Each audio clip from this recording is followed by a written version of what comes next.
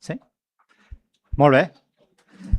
Bona tarda, benvingudes, benvinguts al CIDOB. Moltes gràcies per ser un any més aquí al Centre d'Estudis Internacionals, al CIDOB, Centre d'Anàlisi en Geopolítica, i avui aquests 3 dies especialment amb Unió Europea i els temes de l'agenda europea que més ens preocupen en aquesta 6a edició ja del curs d'estiu Sofía Corradi sobre la Unió Europea, aquest any dedicat a qüestions d'habitatge, de defensa, de recursos estratègics europeus, és a dir, també del marc financer plurianual.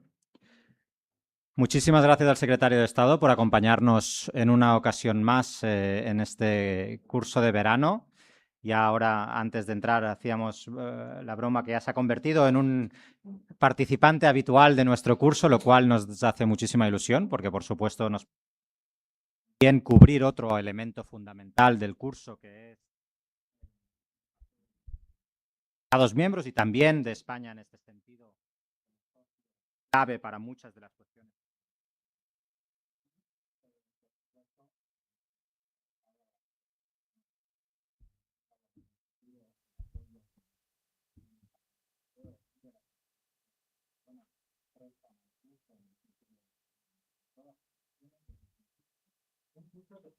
Decir que cada vez más está consolidándose como uno de los espacios de referencia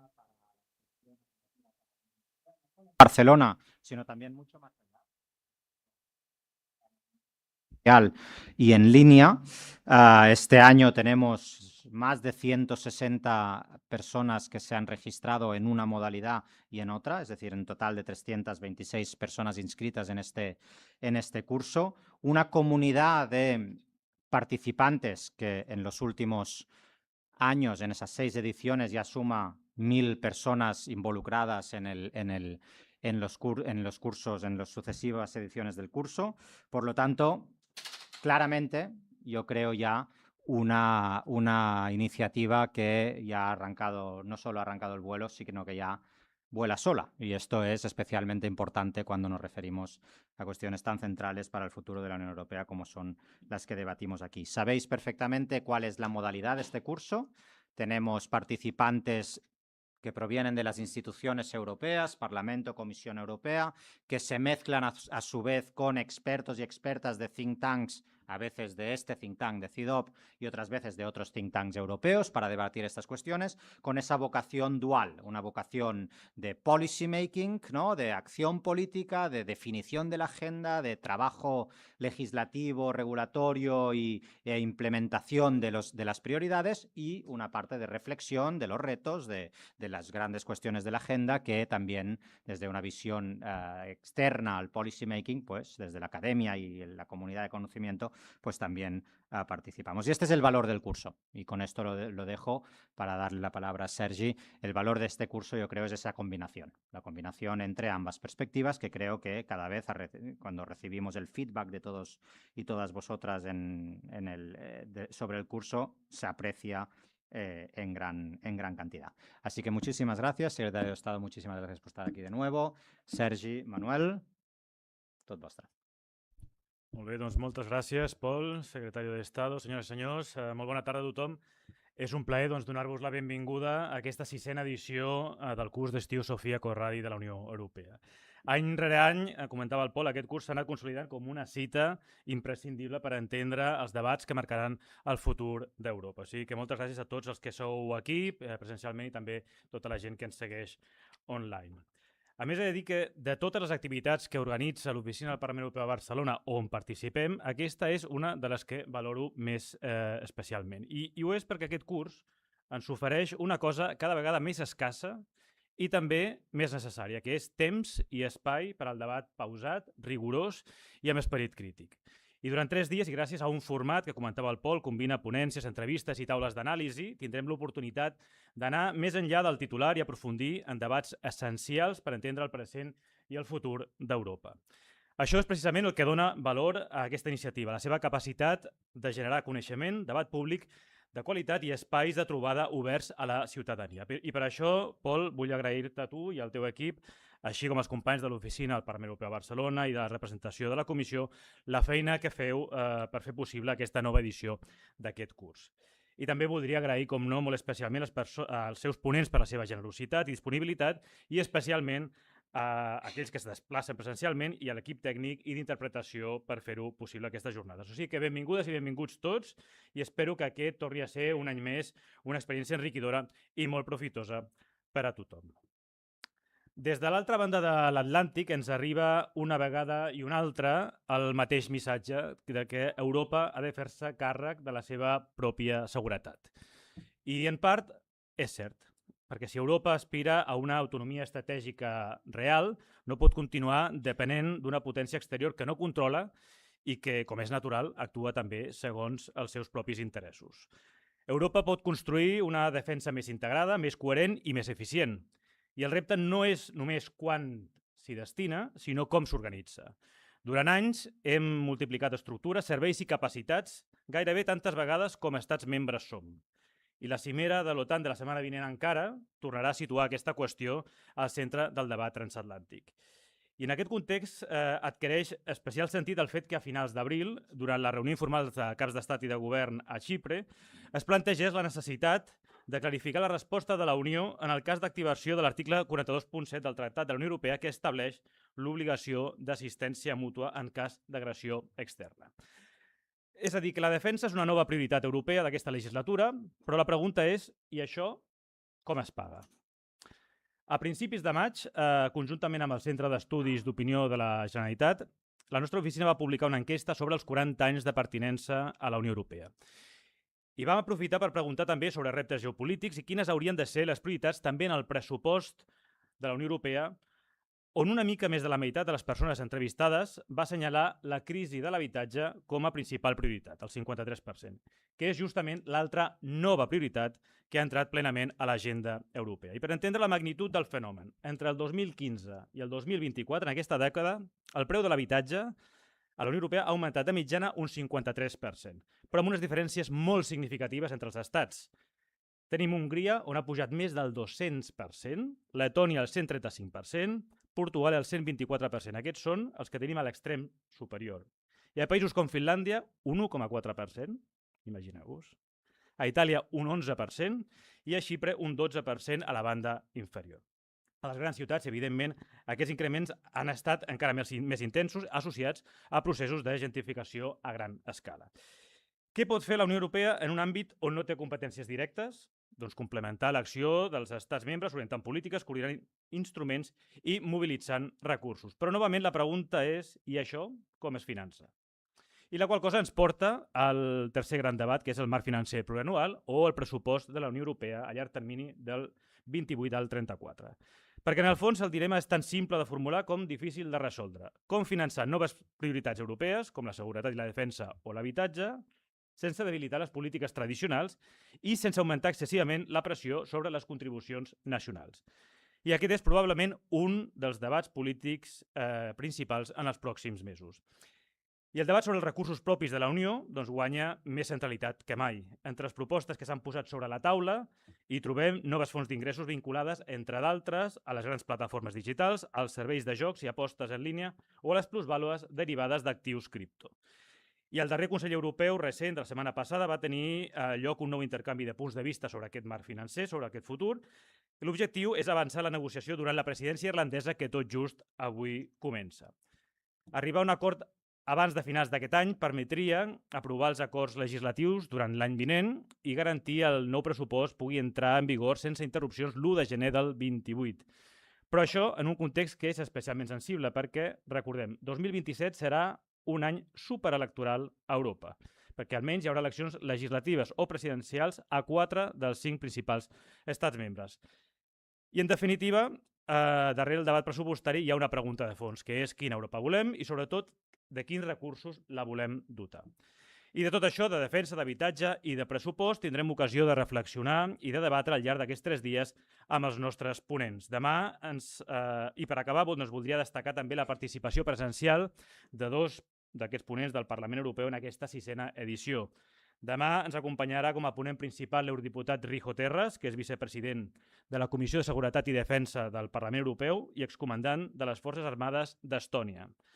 I divendres, a la taula rodona sobre el marc financer, comptarem amb la participació de Tim Peters, que és cap de la unitat de polítiques pressupostàries de la Unió Europea al Servei de Recerca del Parlament Europeu.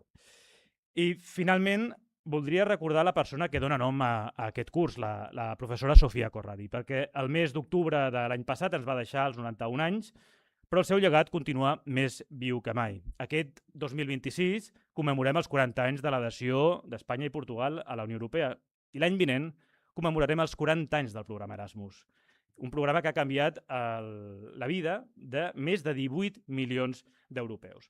La seva visió era tan senzilla com poderosa. El coneixement mutu, la mobilitat i l'educació també construeixen Europa. I, de fet, aquest curs n'és un molt bon exemple. Moltes gràcies.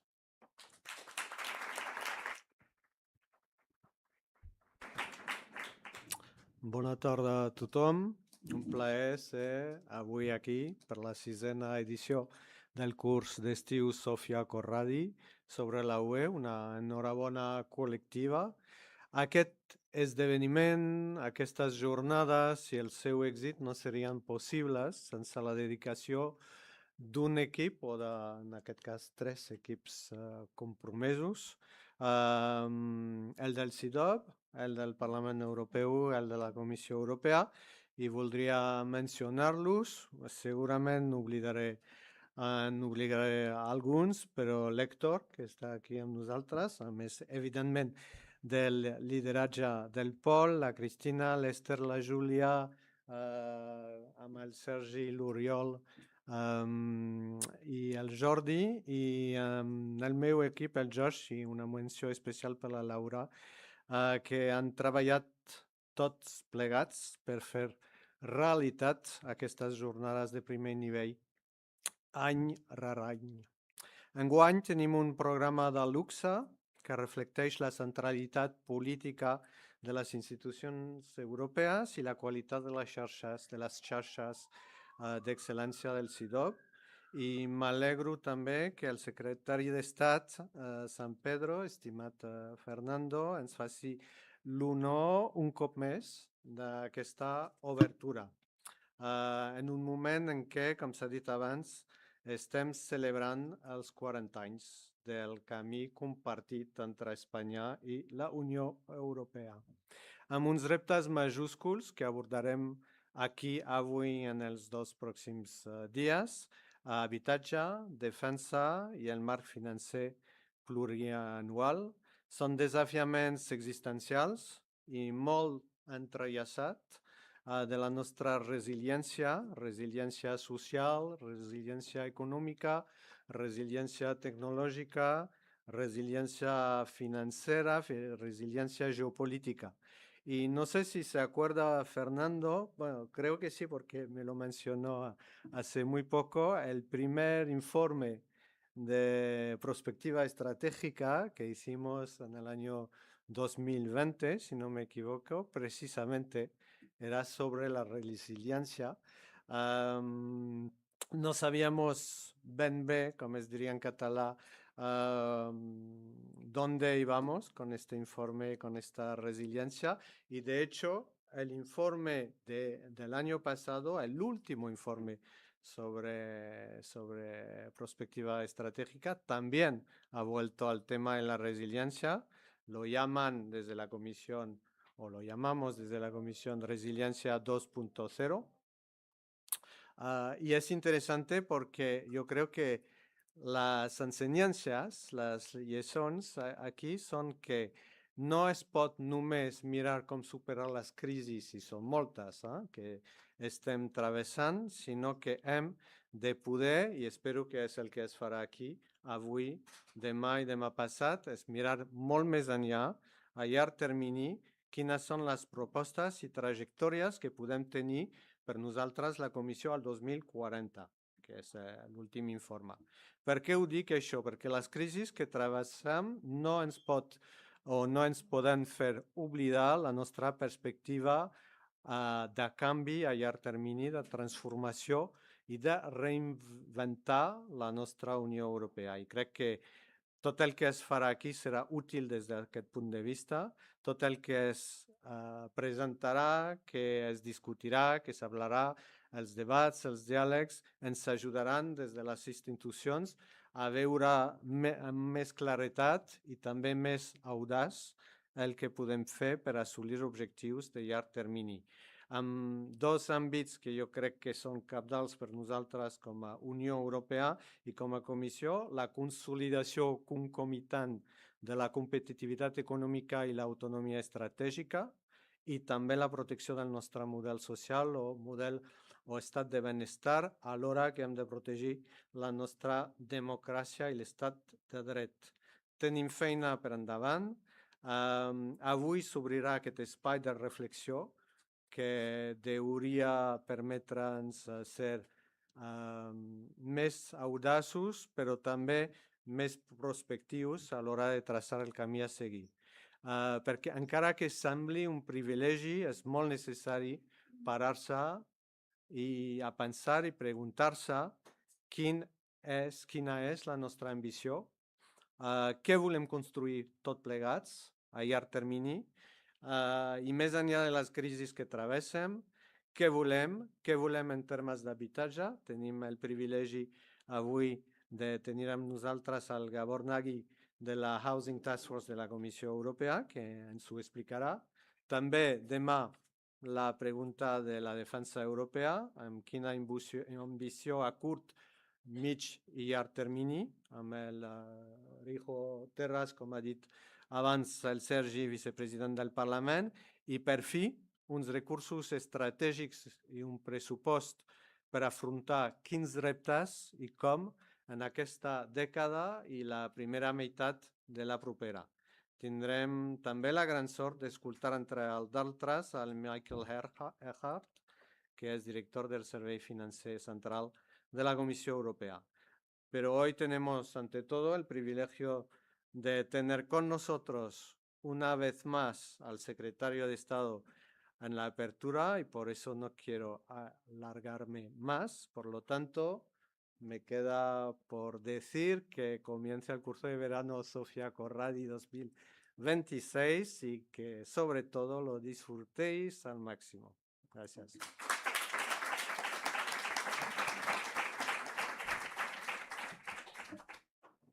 Muchas gracias y buena tarde. Muchas gracias y por Manu, muy amigos de muchos años, y muchas gracias a vuestros equipos del CIDOB, del Parlamento y de la oficina de la Comisión, queridas amigos y amigas, y a todos los participantes en este curso. Efectivamente es un gran placer participar por segunda vez. En mi tierra decimos que no hay dos sin tres, así que espero veros en una próxima ocasión, en esta sexta edición de este curso, en el que se respira europeísmo, como se respira europeísmo en esta maravillosa ciudad de Barcelona, que siempre ha sido un puente entre culturas, un espacio abierto al mundo, al Mediterráneo, a Europa, y por lo tanto un lugar idóneo para reflexionar sobre los grandes desafíos a los que nos enfrentamos, y por eso es tan oportuna el título de esta edición, La Unión Europea en un mundo multipolar, y construir sobre esa reflexión, porque espacios como estos, con vuestra participación,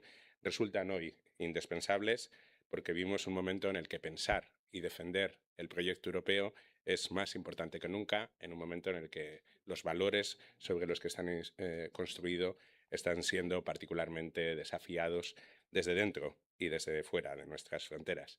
Y lo hago con una especial alegría, porque solo hace un par de meses, el 9 de mayo, estaba en el Día de Puertas Abiertas del Consejo en Bruselas, y dos chicas se acercaron a mí para decirme que habían estado en este curso el año pasado y que se habían animado precisamente a involucrarse más en la vida de la Unión, y ahora trabajan en Bruselas. Así que si este curso sirviera para reclutar al menos a 2 personas más para nuestra causa común, lo daría por bueno mi presencia hoy aquí. Pensar Europa hoy significa también pensar cómo queremos vivir mañana. Pensar en qué tipo de seguridad, de prosperidad y de democracia queremos garantizar a las próximas generaciones. Ello nos lleva a preguntarnos cuál es el lugar que la Unión Europea debe ocupar en un mundo que es cada vez más multipolar. Esta es una reflexión que afecta directamente a nuestra prosperidad, a nuestra forma de vida, a nuestra seguridad, a nuestras democracias y, por tanto, no solo atañe a los expertos que os van a acompañar en estas 3 jornadas, sino que nos atañe a todas y a todos. Lo que está en juego también es la posición geopolítica que ocupará Europa, pero también es la competitividad, nuestra seguridad, la calidad de vida, nuestro estado del bienestar, la estabilidad de nuestras instituciones y la vigencia de nuestros derechos. Vais a dedicar, como digo, estos 3 días a esta cuestión, pero voy a tratar daros algunas pinceladas sucintas. Ojalá, aunque tengo que tomar un avión a las 6 de la tarde y creo que me quieren sacar de aquí a las 4:30, nos dé tiempo a algunas preguntas y a escucharos a vosotros también. Estructuraré mi intervención en 2 bloques. En primer lugar, reflexionaré sobre el contexto internacional en el que nos encontramos, en un mundo más multipolar, caracterizado por la fragmentación, la incertidumbre y ese cuestionamiento generalizado del orden internacional basado en normas y de los valores de la Unión Europea. Y, en segundo lugar, abordaré la respuesta que desde España, de manera apostando por el europeísmo, estamos queriendo dar a la construcción de esa Unión Europea que esté llamada a atender los nuevos desafíos. Y lo hacemos desde las prioridades que el presidente del Gobierno presentó en la conferencia de embajadores a inicios de año, que se centran en apostar por más multilateralismo, más democracia y más Europa, que a mí, humildemente, como secretario de Estado para la Unión Europea, me gusta resumir en Europa al cubo, porque también la Unión Europea es la plataforma adecuada para defender el multilateralismo y la democracia. Empiezo, por tanto, por el contexto en el que nos encontramos. Vivimos en un momento crucial, yo diría definitorio, del multilateralismo y de la Unión Europea, un momento de cambio, y no estamos ante una simple acumulación de crisis ni ante un ciclo de tensión más o menos recurrente en las relaciones internacionales. Estamos ante un verdadero cambio de época que afecta a las bases del orden internacional que se construyó desde las cenizas de la Segunda Guerra Mundial. Es un cambio de época que se percibe en la sensación de vulnerabilidad. Ya nadie puede decir que los conflictos, las pandemias o las crisis climáticas son problemas lejanos. A todos nos afectan. Los cambios a los que asistimos se reflejan en las crecientes tensiones en torno al derecho internacional, el auge del unilateralismo y el uso de la fuerza como medio para alcanzar objetivos, que se observa con claridad y de manera más visible en el aumento tanto del número como de la intensidad de los conflictos en curso. La guerra de agresión rusa contra Ucrania no solo devolvió la guerra convencional al suelo europeo, sino que ha alterado profundamente nuestra percepción de la seguridad. A ello se suma, por supuesto, la situación en Oriente Medio, la violencia y la crisis humanitaria que no cesa en Gaza y en Cisjordania, en Palestina, la persistencia de crisis humanitarias y conflictos en otras partes del mundo, como en Sudán, y la interconexión cada vez más evidente entre todos estos escenarios. Se trata de conflictos que ponen en entredicho el derecho internacional y el multilateralismo y que tienen un impacto directo en Europa y también en la vida de sus ciudadanos.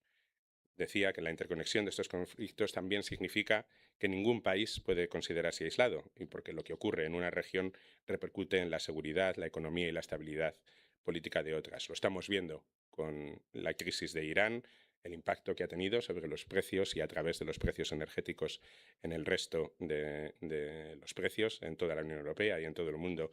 Es un nuevo recordatorio, una vez más, después de los experimentados en el mandato anterior de la Comisión Europea, como cualquier pequeño accidente en ámbito internacional que afecta a nuestros suministros y a nuestras dependencias, tiene un impacto directo en la vida de los ciudadanos.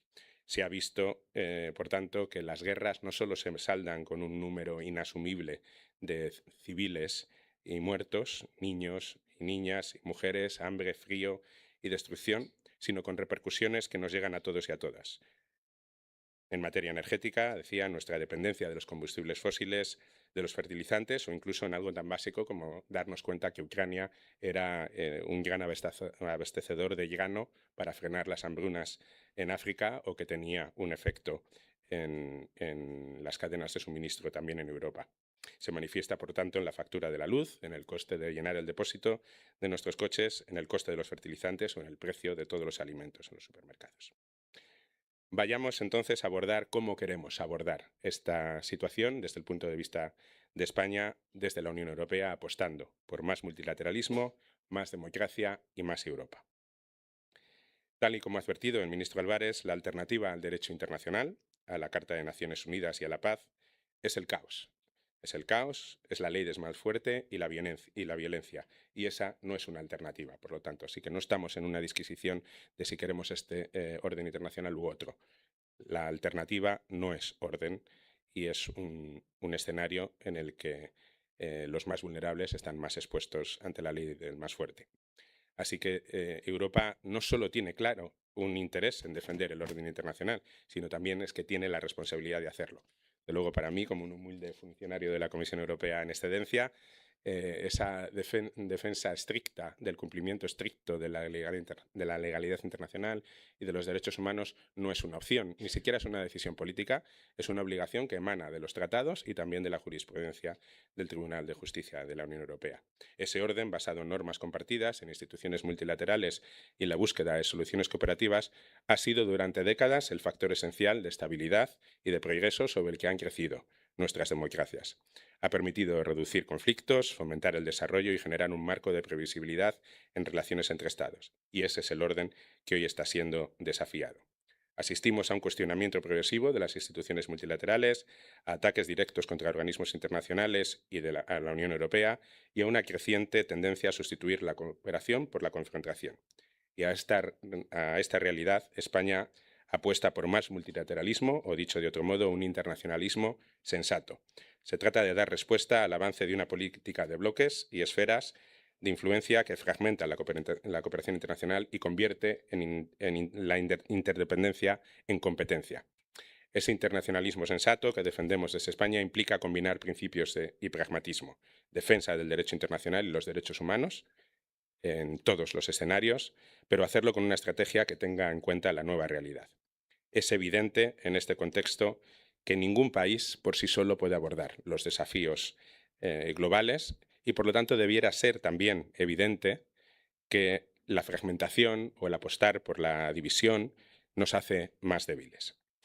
En este sentido, el sistema multilateral nos permite abordar los desafíos y es la herramienta que nos permite transformar la interdependencia en cooperación y no en vulnerabilidad. Ese espíritu constituye el fundamento mismo, la esencia del proyecto europeo. La Unión Europea nació precisamente como un proyecto de paz y cooperación para dejar atrás siglos de confrontación y guerras. Así quedó inscrito en la Declaración Schuman, que este año cumplió 76 años y que nació con la convicción sencilla de que nunca más hubiera espacio para la guerra, para el odio, para el autoritarismo y para el ultranacionalismo en nuestro continente. Por eso, cuando hablamos de Europa, hablamos también de libertad, de democracia, de prosperidad y de dignidad compartida, y por ello el derecho internacional y ese respeto a los principios de la Carta de Naciones Unidas, la defensa de los derechos humanos y la búsqueda de la paz son los valores que dan forma a nuestra identidad europea. Más democracia es el segundo pilar de la apuesta española por nuestra política exterior, y es que democracia y Europa han ido siempre de la mano. Y este año, como recordabais, España está celebrando ese 40 aniversario en la Unión Europea, también en el marco de los 50 años de España en libertad, porque tampoco en España la democracia y la adhesión a la Unión hubieran podido entenderse de forma separada. Tenemos que recordar que aunque muchos de los aquí presentes hemos nacido en democracia, sabéis que somos más del 50% de la población española ya los que nacimos después de aquel 20 de noviembre del 75, en que murió el dictador, y si más del 40% de la población ya que ha nacido después de la adhesión a la Unión Europea, y corremos el riesgo de dar tanto la democracia como la Unión Europea y esos valores y la defensa de esos valores por seguros, ¿no? Pero debemos recordar que en aquellos momentos cruciales que permitieron a nuestro país salir de una dictadura represiva para abrazar la democracia, debemos escuchar a los que vivieron esos momentos y cómo esas generaciones que soñaron durante décadas por Europa cantaron juntos y entonaron con igual emoción las canciones y los himnos por la libertad, como la que propició la salida de la dictadura en Portugal, el otro país que se unió a la Unión Europea a la vez que España en el 86, con aquella canción de Llegando a la Vila Morena, o el hecho de que la estaca de Lluís Llach sonara en catalán por todo el territorio del Estado español como símbolo de lucha por la libertad y la democracia, igual que sonó en polaco, entonado por el pueblo polaco cuando quiso liberarse de su dictadura. Esa alegría es la que sintieron también la generación de nuestros padres o quizá de vuestros abuelos al escuchar el himno de la alegría y sentirlo como propio, porque es el himno de nuestra Unión Europea. Hoy, sin embargo, somos testigos de retrocesos en calidad democrática en varios países y de cómo algunos de aquellos principios que dábamos por sentados se cuestionan. Y por eso tenemos que defender nuestras democracias y valores, evitar que avancen los que venden soluciones simplistas para problemas complejos, que conllevan retrocesos en las conquistas de derechos y en las libertades alcanzadas durante las últimas décadas. Si antes decíamos que la geopolítica ha dejado de ser un ámbito distante para repercutir directamente en nuestra realidad cotidiana, no podemos obviar que ciertas tendencias que observamos a nivel global también tienen efectos políticos de gran calado y que hay referencias en la historia que nos recuerdan a dónde nos conducen. La desinformación, las injerencias externas, el cuestionamiento de las instituciones democráticas forman parte de un fenómeno preocupante. Se suele decir que la verdad es la primera víctima de las guerras y si nos fijamos en el nivel de desinformación y de discursos de odio a los que estamos expuestos, normalmente quizás podamos visualizar con mayor claridad el tipo de desafío que quienes están detrás de esa desinformación y de discursos de odio están planteando a nuestras democracias y a nuestros valores. Un desafío que no es neutral, sino dirigido por aquellos que buscan mermar los principios y los valores que nos han permitido disfrutar de estas décadas de democracia, paz y desarrollo y que apuntan contra nuestro estado del bienestar, nuestra democracia, nuestras libertades, nuestros derechos. Es decir, apuntan contra nuestro modo de vivir, el modo de vivir europeo. Las amenazas al orden internacional son al mismo tiempo amenazas a nuestras democracias. La movilización a favor de la verdad contra la desinformación y las noticias falsas es hoy una parte inseparable de la defensa del orden internacional basado en reglas y por eso iniciativas como el Escudo Europeo por la Democracia resultan tan relevantes y es preciso contar con un marco que refuerce la veracidad de la información, la transparencia, la independencia y el pluralismo de los medios de comunicación y de las plataformas digitales y, por supuesto, el compromiso cívico. Y no es extraño, por tanto, ver la visceralidad con la que se levantan algunos, incluidos en algunos rincones del Parlamento Europeo, cuando la presidenta de la Comisión propone abordar esta discusión, como ocurrió en el último Estado de la Unión, en Estrasburgo. Y por último, necesitamos trabajar por más Europa. Más Europa tiene que ser la solución a todos estos desafíos. No hay otra solución ni apuesta posible. La tentación del repliegue nacional, del sálvese quien pueda, en tiempos de incertidumbre, sería una respuesta profundamente equivocada. En este sentido, la estrategia de acción exterior, presentada por el ministro Álvarez para 2025-2028, es una traducción a la práctica de nuestra visión del mundo y de nuestro papel en él, y no sorprenderá ver la fuerza con la que destaca la palabra Europa. Desde España, por lo tanto, impulsamos una Europa soberana y verdaderamente independiente, con una voz firme, coherente y reconocible, que actúe de manera consciente y realista sobre la base de sus propios valores sin dejar a nadie atrás.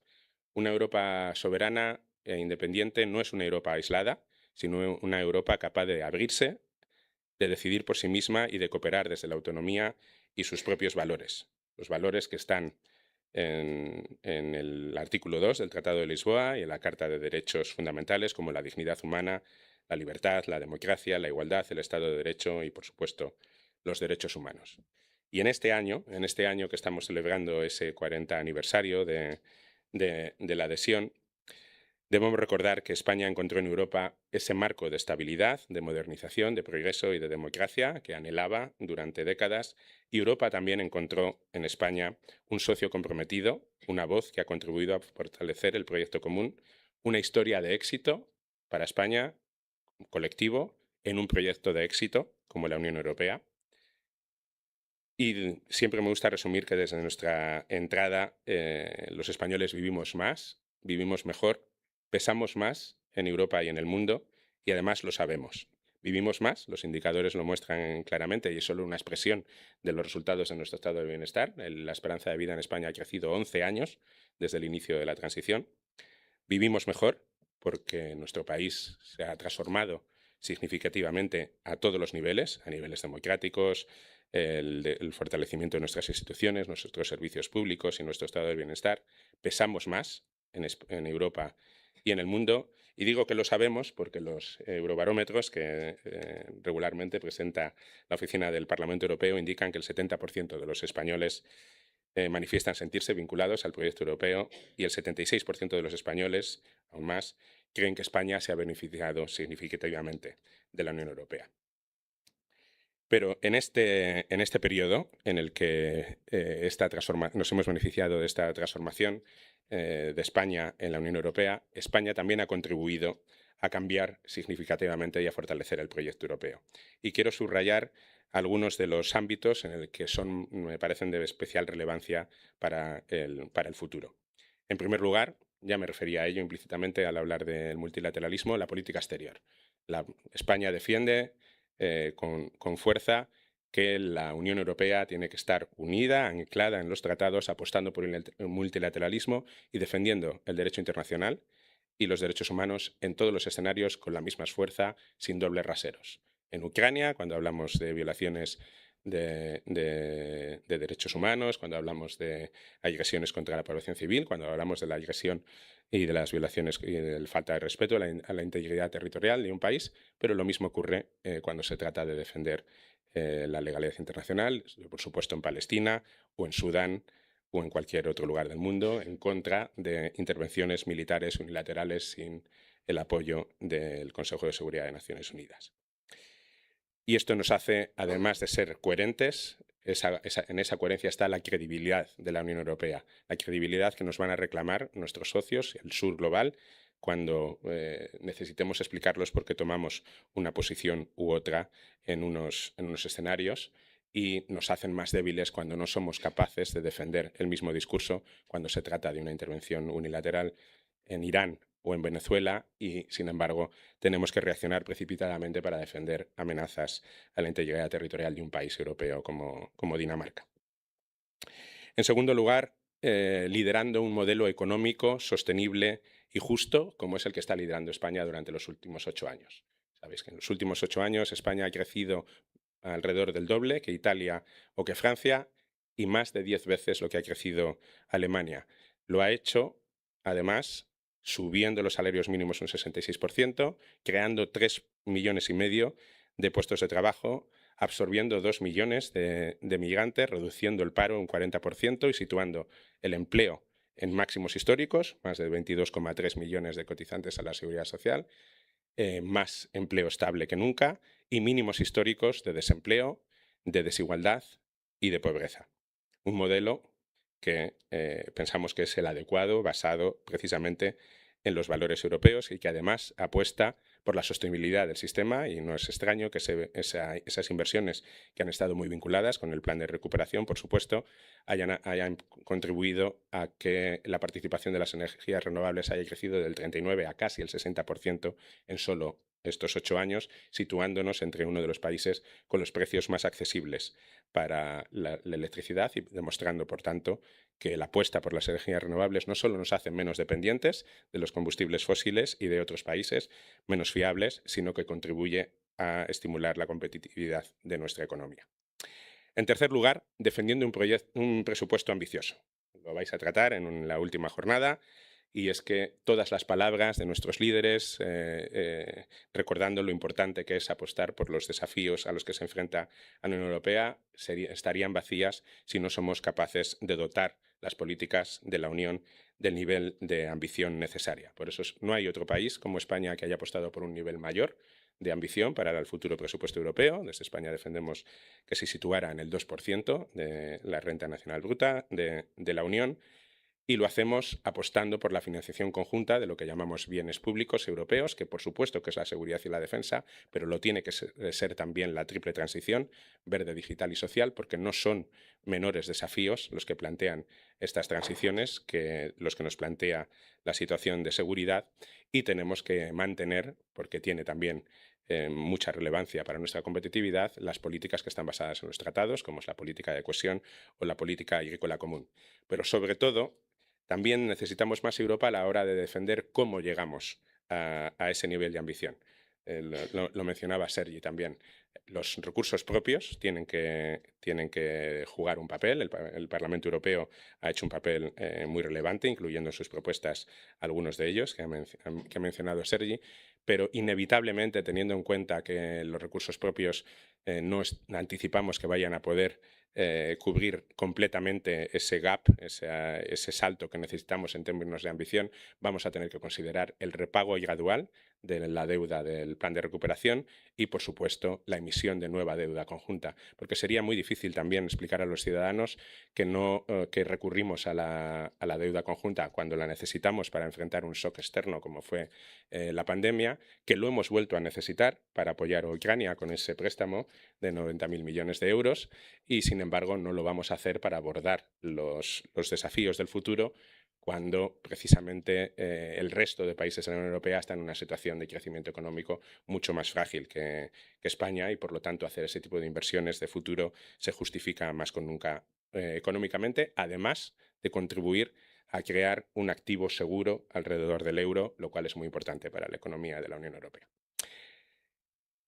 En cuarto lugar, la ampliación. Si nuestro europeísmo nos lleva inexorablemente también a apostar porque otros europeos puedan acceder a las mismas oportunidades que las españolas y los españoles llevan disfrutando desde hace 40 años. Eso nos va a permitir fortalecer también nuestro mercado interior, avanzar en derechos, y es particularmente histórico que en las últimas semanas Ucrania y Moldavia hayamos podido abrir por fin el primer clúster, que era una decisión que se había tomado al final de la presidencia española de 2023, o que en los últimos meses Montenegro y Albania, además del resto de los países de los Balcanes, hayan podido avanzar con la apertura y cierre de nuevos capítulos de su negociación.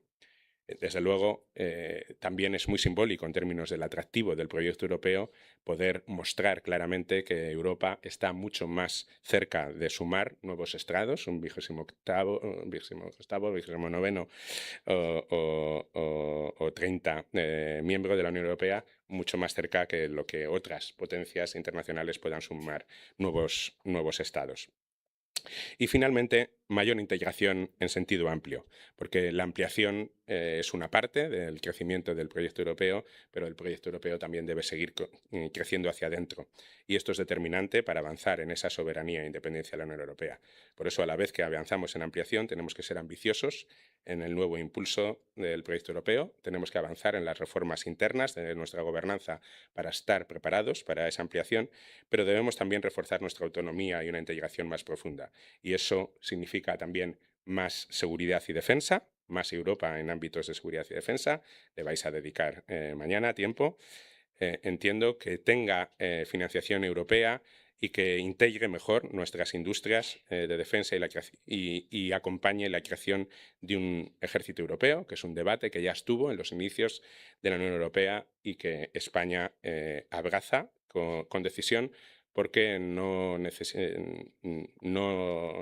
tenemos ningún reparo en abordar los temas de seguridad y defensa en sentido amplio, porque la seguridad no es solo exclusivamente militar. Debemos abordar también la seguridad desde un enfoque de 360 grados, tanto temático como geográfico.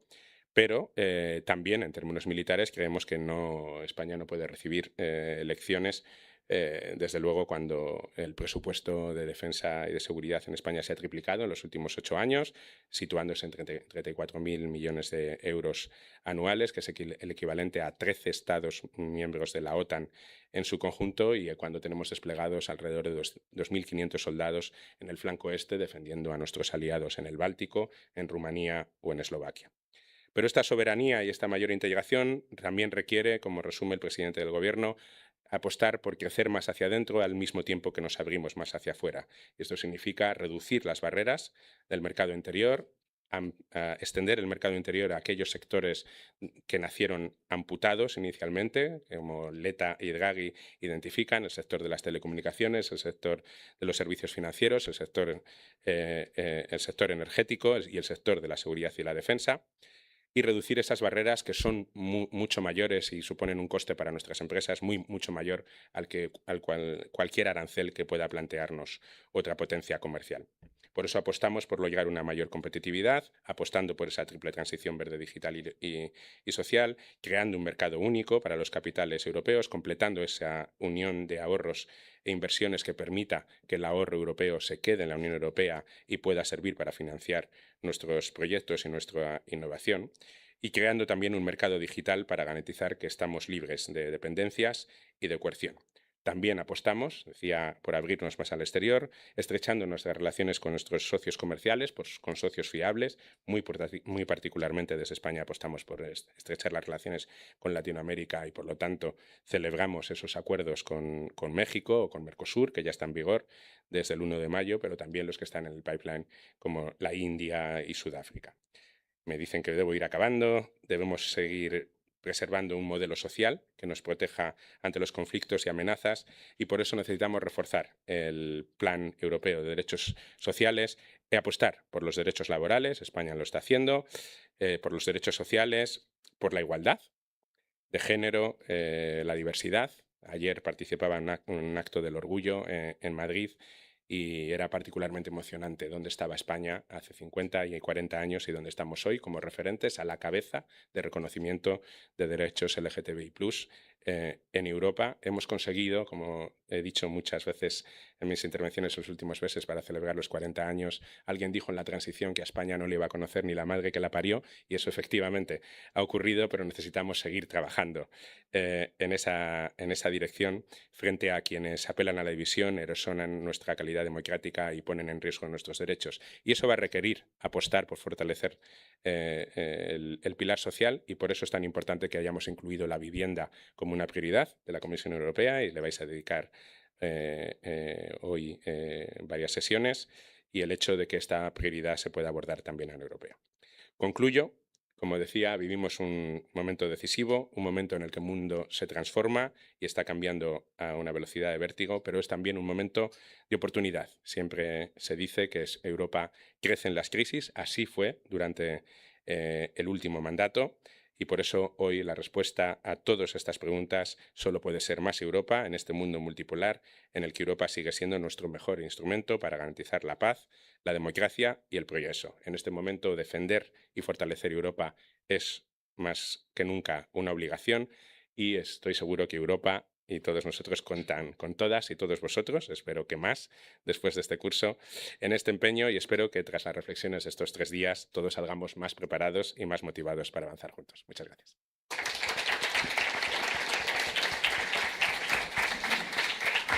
Muchas gracias, secretario de Estado. Un placer, como siempre, escucharte y el esfuerzo que has hecho muy importante para ensalzar lo que son las prioridades de las que hablaremos aquí. Así que creo que sirve como perfecta introducción a muchos de los temas que hablaremos. Sé que tienes prisa, así que siéntete libre de dejarnos. Vamos a hacer un cambio de mesa rápido para empezar el primer panel sobre vivienda, así que adelante.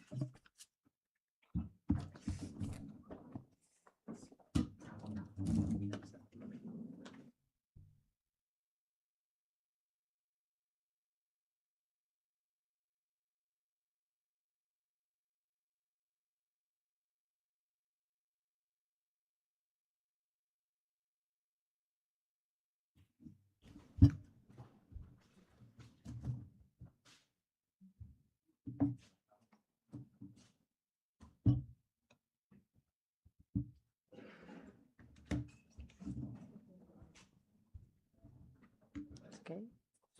Be careful with the laptop. Maybe it's better. Yeah, exactly. Okay. Okay.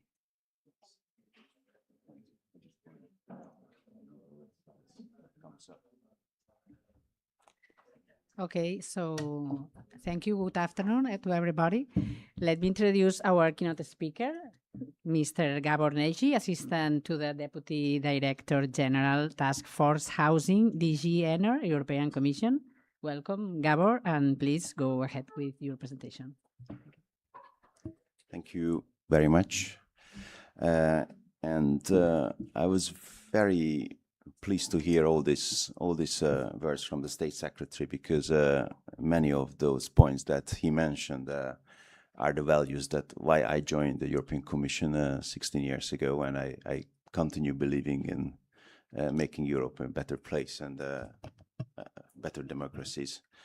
And exactly why it is so important that we talk about housing, and I will try to explore a little bit for you what we do, but for me this housing is such a topic that I'm very enthusiastic about, because it's really in the core of our way of living,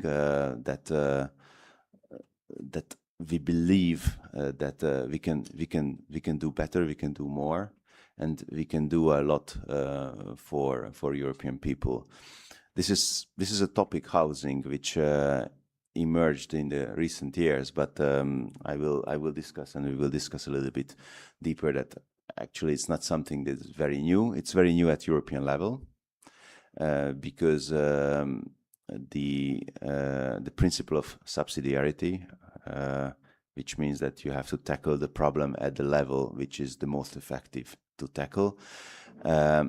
It tells that Europe does not have a lot to do on housing. However, we know that it became a European problem. It's a European issue. So the European Commission, the community, would like to work on this, because it's important for the Europeans. And if I go back a couple of years, so before the current Commission took office, and then you see in the picture Ursula von der Leyen, our president, she mentioned in her inauguration speech, before she got the second mandate, that this is a problem for Europeans. So this is a problem that we have to tackle for Europe. Probably not the same words, but this is what exactly she wanted to say.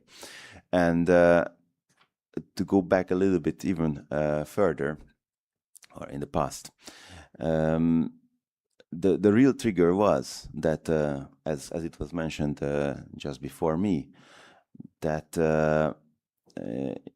Europe and European people and young people, they all see that something has changed, and the perspectives, what we face is fading, and then we are facing issues with competitiveness, with democracies, and we have to tackle it.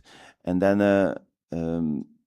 the president decided that because it's so important, then we have to tackle it at European level, while we keep the responsibility, the main responsibility, at the member states level, at the regions level, at the local level, because this is exactly the level where it should be tackled, because every city, every village, every region have different problems, and then we cannot just say there's a universal problem and we have a universal solution.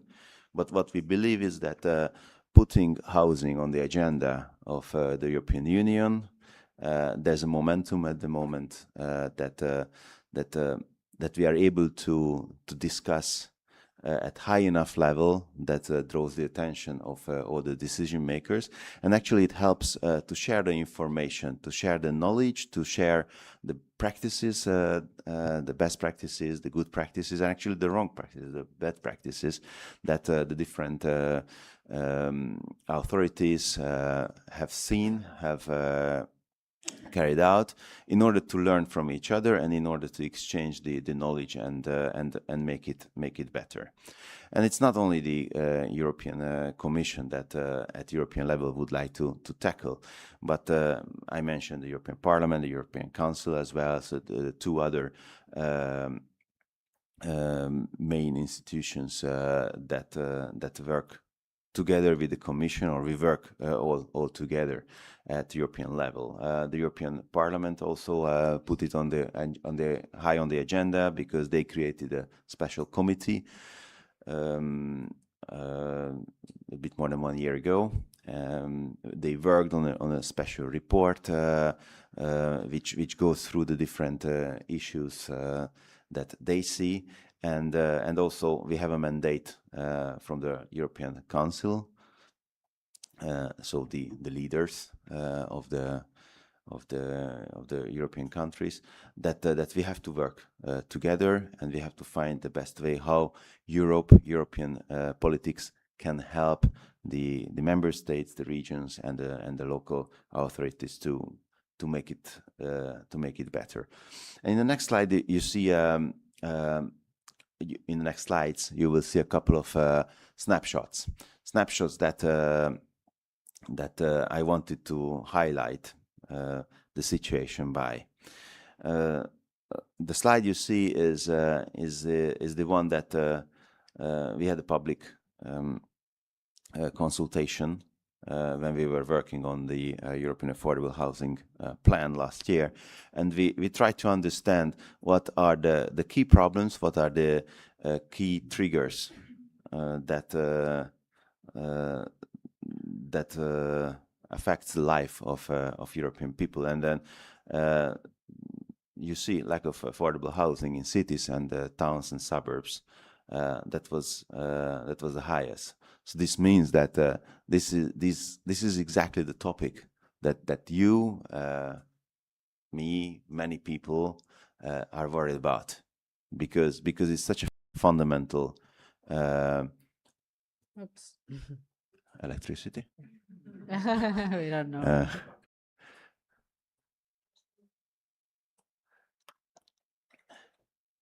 Here we are. So it's such a fundamental point in our life that you need a place to live in order to have a prosperity in your life, and to have a future, because you can start your life as a young person, and you can grow, and then you can go in the so-called housing ladder, that you start in a small apartment, and then you will have families, and so etc. So we identify that indeed this is a very big issue, mainly in the cities, not only in the cities, and then in our plan we really try to explore all the areas. And if you read, if you are interested and you would like to read our plan, you will see that we mainly concentrate on cities, because this is where most of the housing issues happen, but it's not exclusive. So there are other areas in some rural areas. Then I wanted to show you a couple of figures, some that we have already heard in the previous discussion, but these are really the key figures that I think really striking. You see that 60% of housing prices grew in 10 years, but this is an average. So in some countries this is much higher. So I was born in Hungary. There it's 285% in 10 years, the nominal price increase. So if I question who can afford to buy a house, I think it's probably only those who inherit. Then you see the average rent. That is a little bit better, the picture. But again, if you are not able to, you cannot afford to buy a house, or you don't want to buy because of your situation or because of the culture. So in some countries the ownership rate is over 90%. So this means that people live in the house which they own, and it can be in Romania, I think it's 94%. But in many countries it's over 90 or 80, while in Germany that's 49%. So it's a cultural thing also. And then the more people live in a rented apartment or house, this means that they are more impacted by the rents, and then how the rent is regulated or not regulated, because there are so many different models in Europe. Then the third figure, 22% of the building permits, that is the supply side of the housing, right? So if you don't have new houses built, then obviously the gap between the demand and the supply will just grow. And if it grows, that means that the prices will be even higher and higher. So we are deeper in crisis. And that shows that the permits, if you have less permits, that means that in the years to come, there will be less buildings built. Now, it shows since 21, it's a COVID time, so there's a reason. There's always a reason, economic reason why what happened. But I wanted to show you striking figures and something that you also can read in our plan and the report of the Parliament as well. Then another striking figure: 20% on average in Europe, existing housing stock is not used. It's not used as a primary residence, so it's either empty or abandoned or as a secondary home, or we don't know why, but it's just not used. So there's a huge opportunity and a missed opportunity that we have this 20%. So I believe it's quite a striking number. And then very importantly, that today in Europe there are more than 1 million people who are homeless, out of which 400,000 are children, which is just not acceptable. I think we all can agree. So 1 million people don't have a home. I'm not saying 1 million people or more than 1 million people live on the street and sleep rough, but actually sleeping rough, it's 80,000 people today in Europe. 80,000 people don't have a roof any single day during the year. So this is striking, and this is something that we have to work on it. And when we started to work, actually we started to work under the guidance of Commissioner Dan Jorgensen, who is responsible for energy and housing. And this is the first time that we have a commissioner at European level who is responsible for housing. And it's a big thing, because it also shows that Europe cares about housing. I don't say that we have the magic solution and tomorrow everybody has a house, but it means that at political level, this is raised to the highest level at European level, and then we would like to help with our means. Now, a couple of figures, because I studied a lot of statistics in the university, so I have to show you. This is where we are today. It shows that we actually are building houses. So it's moving in the right direction, but it's just not moving fast enough, right? So 1.6 million new units per year, that's a lot. And we were building in the last 10 years, I think, around 30 million new units. That's massive. But still, if you see the next figure, 650,000 additional units are needed in order to cope up with the demand. The demand which is growing, because we will discuss it later on. But it's a lot of demography, demographic shifts, the structure of the families, how it changes. So that's why we need more, and that's why we have to be very clever how we do that. And then you see how much does it cost. I mean, this is a lot. Okay, if you see that 150 billion a year extra you need, and if you compare the figure that we were just the State Secretary just mentioned, that the new multi-annual financial framework is being discussed by the member states at the moment, and they are talking about 2 trillion for 7 years. So just to put in comparison that this is for the whole European budget, 2 trillion for 7 years. And then 150 billion a year is just to need the right level for housing to be reached. I will be very quick now because you had a lot of figures. This is not a chart. This shows that the rental availability, right? So you can see that from the average income, what can you afford to rent if you use 1/3 of your disposable income? Because this is kind of a rule of thumb that in economics, that around 1/3 of your income, disposable income, should be used for housing. This is a healthy rate. So you see that in some areas you cannot have much. So that's, I think it's also pretty much telling. Now, I mentioned a lot of figures now, and then how we put on high on the agenda. But what actually is the product that Europe was putting on the table? And I'm very proud that I could be part of this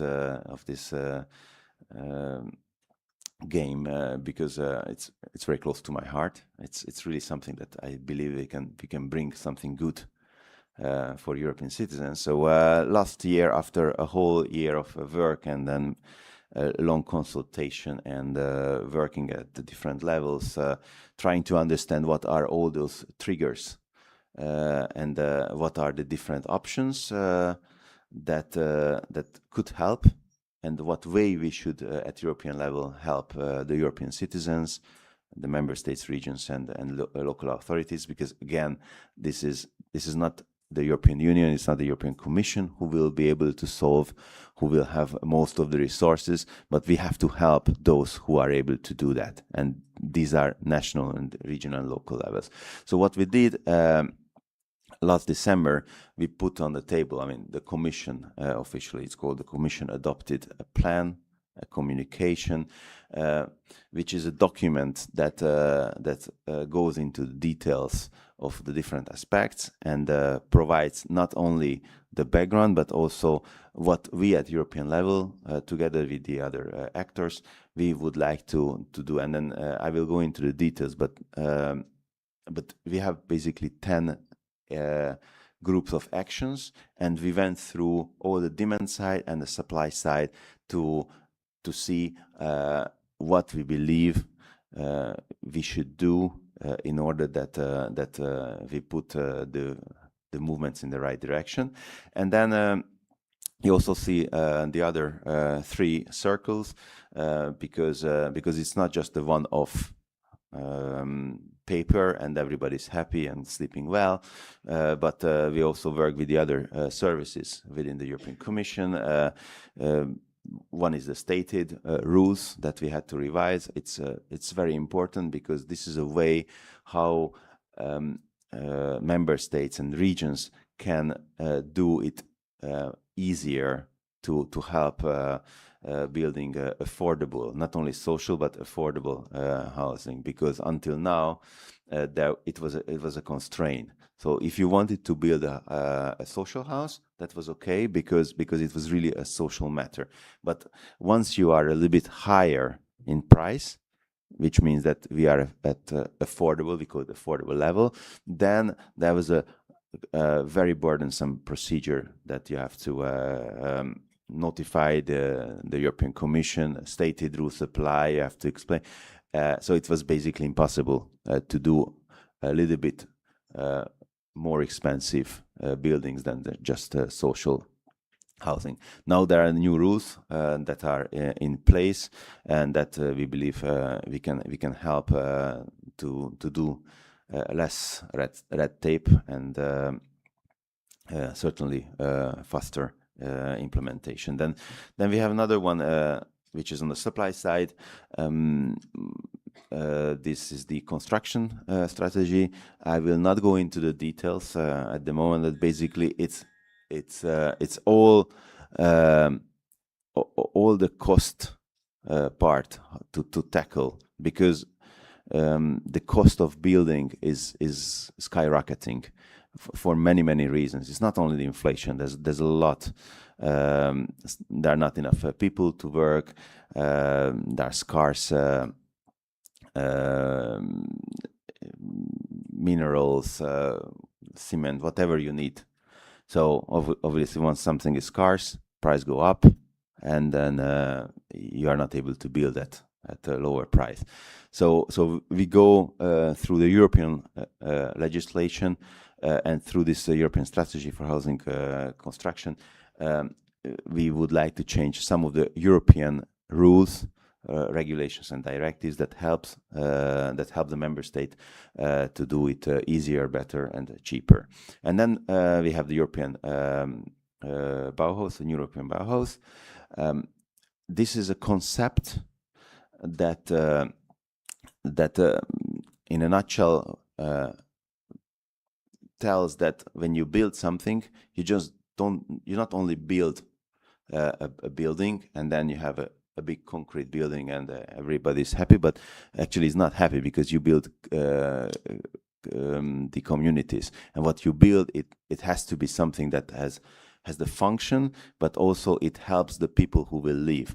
So I give you an example. If you would like to build a block of houses, but you don't have the necessary facilities, because there's no school, there's no medical service around, people don't have space to meet, they don't have mobility, then it's just a lot of concrete where nobody would like to live, so it will not help. So if we want to have healthy communities built, and then you have to have a whole perspective, and the new Bauhaus partially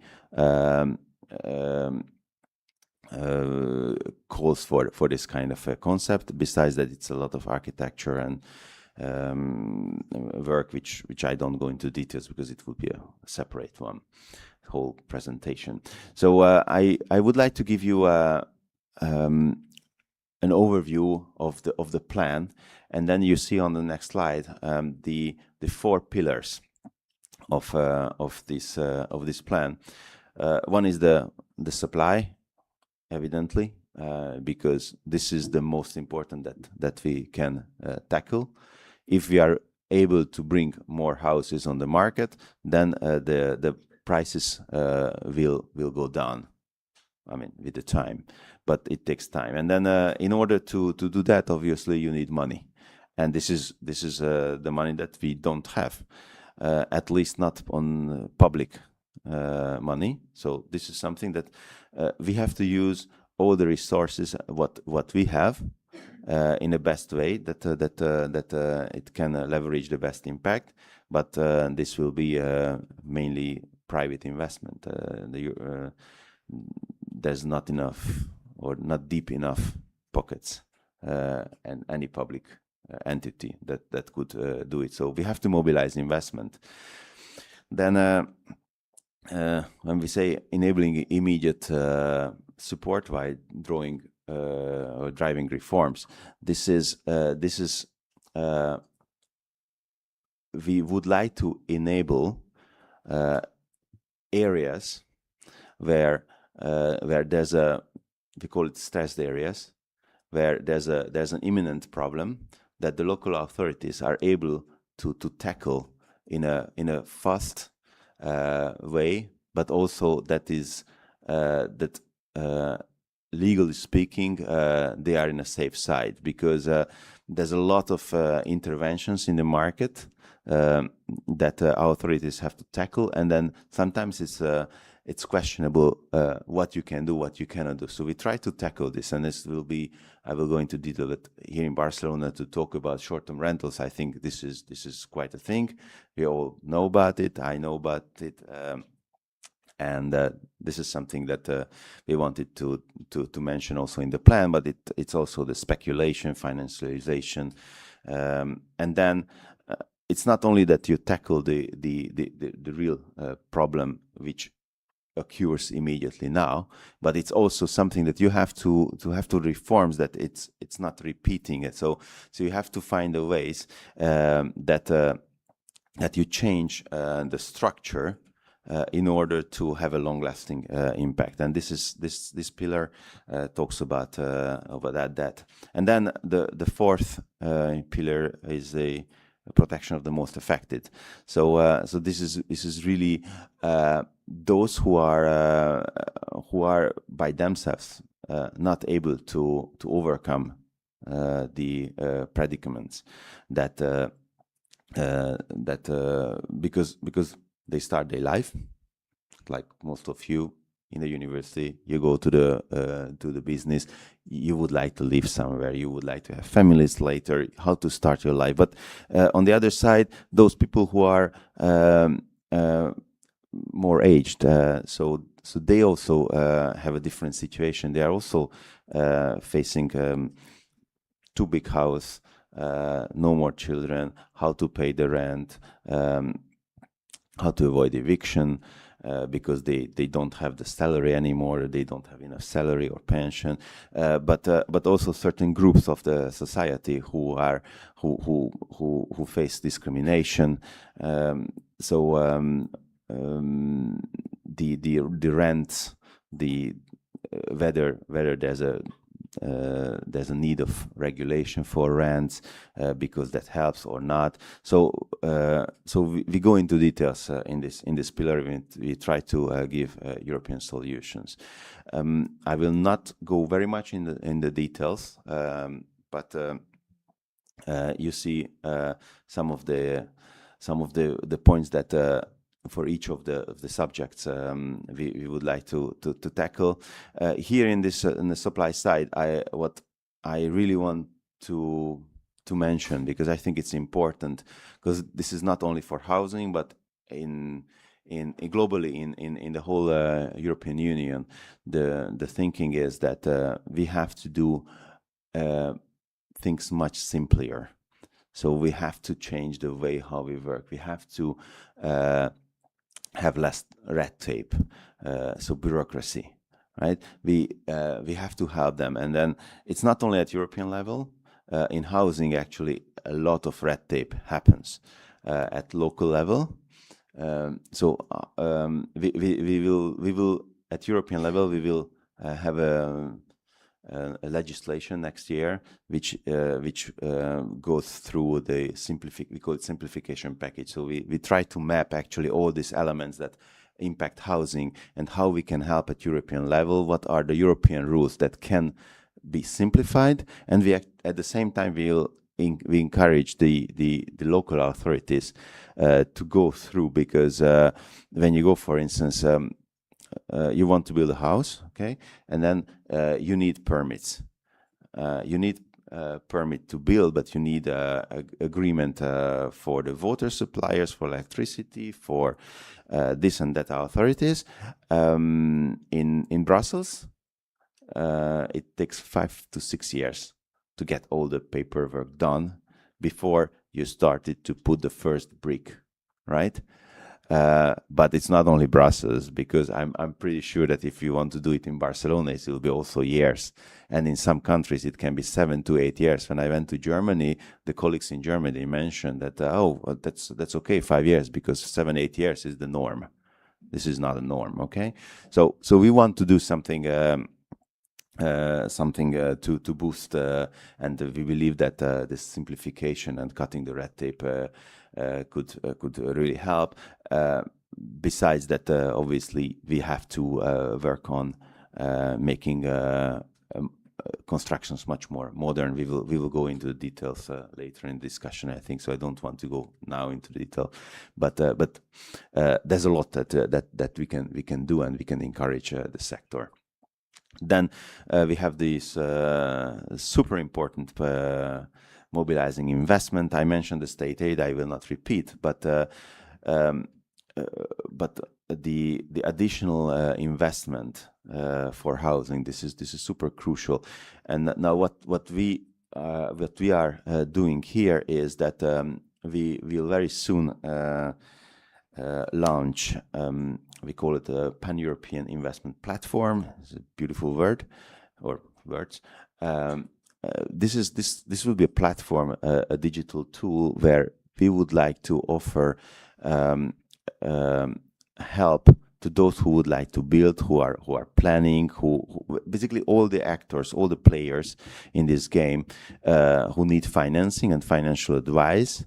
And here we work a lot with the European Investment Bank, with the national and regional promotional banks. We work with the international financial institutions to build up this platform where if you have a problem, whether you are a builder, whether you are a financer, you find a problem, you have a solution, a help, an advice, and also hopefully financing or co-financing or guarantees, something that is in one place. This is a point that we saw during the public consultation, that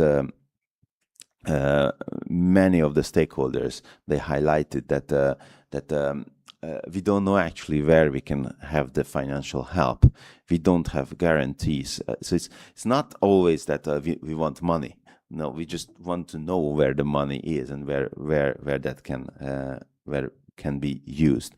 So this is a platform that we are working on, but other things like the European programs that are on housing. So there are many European programs, initiatives, funds that are available, which are not necessarily called housing fund, but it's about social economy, social investment, then skills. So basically to help all these elements that I just mentioned, that they can be better explored. During so in this multi-annual financial framework, with the resources that we have now, we foresee around 43 billion euro that is mobilized through the European funds. It means that you put this available for the member states, and they are able to use it and multiply it. Because this will help to leverage and bring in more money from the private sector. Then the third, the short-term rentals. This we will discuss later. Speculation. This is a phenomenon that exists. We hear, but nobody can really prove it with figures. What is a speculation in the housing market? So yes, we know that there are investors, institutional investors in many markets, but there's no data. So first we have to get the data to understand actually what does it mean, and this is something that we are working on. So we will put on the table a study still this year on speculation, and we try to understand it better in order to tackle it better if there's a need that we tackle it. And then the fourth pillar, well, you see the different groups that we really have to concentrate on. We will have a lot of actions together with the member states to help the most vulnerable people, and we not only talk about the homeless people, that is so obvious that everybody immediately thinks of, but really the low-income groups, those who are with the disabilities or in any way they are not able to carry on. And very importantly, and as I think in a summer universities is important to mention the young people, because the young people is the future for the whole economy and for society. So that's why I wanted to mention a couple of actions, like really the details, as you can see in our plan, what we plan to do, and we hope that we will be able to do so, because money and politics hopefully will allow this. and I'm very happy that actually that the summer university is called after a person who is the mother of Erasmus, because we have something that we would like to do also for Erasmus, and to help those who are not able to go on Erasmus. I personally went for Erasmus. I loved it, and I would love to do it again, but I cannot. But I hope that many of you can, because this is something that everybody should do. And we identify that this can be a problem for some of the students, that they are not able to go for the studies they wanted, simply because they are not able to find accommodation, or they are not able to pay the down payment that they have to do, or they are paying much more than others because they come only for 5 months or for 10 months. So this is something that we're really keen to work on. This is not easy, of course, because Erasmus is a big program and it's controlled by member states, but we are really massaging the member states to do it so that we can be successful for housing and for you, most of you who start the professional life soon. And this is our website. You see every information that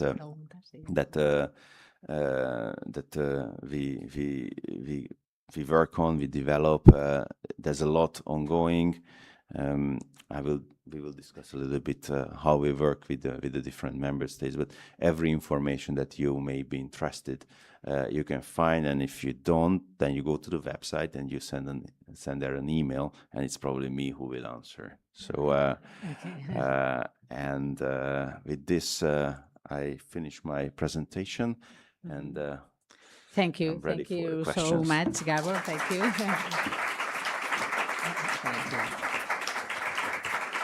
you. This is a clear and powerful presentation. You have, sorry, I don't know if you have more time or you can do some questions. Okay. We understand that we are not only talking about public policies, we are talking about rights, about opportunities, and about the future. So today, after your keynote, we want to understand how we can translate this European Affordable Housing Plan into local, generational, and institutional realities. So we would like to do it to some questions, that 2 or not more than 3. When you showed us a figure that it's almost a headline in itself, that houses prices have increased by more than 60% across the European Union. From your point of view, what is the main factor that explains this sharp divergence between housing prices and household incomes? Where did the balance break? Mm-hmm. Well, I mentioned, and it's we know it.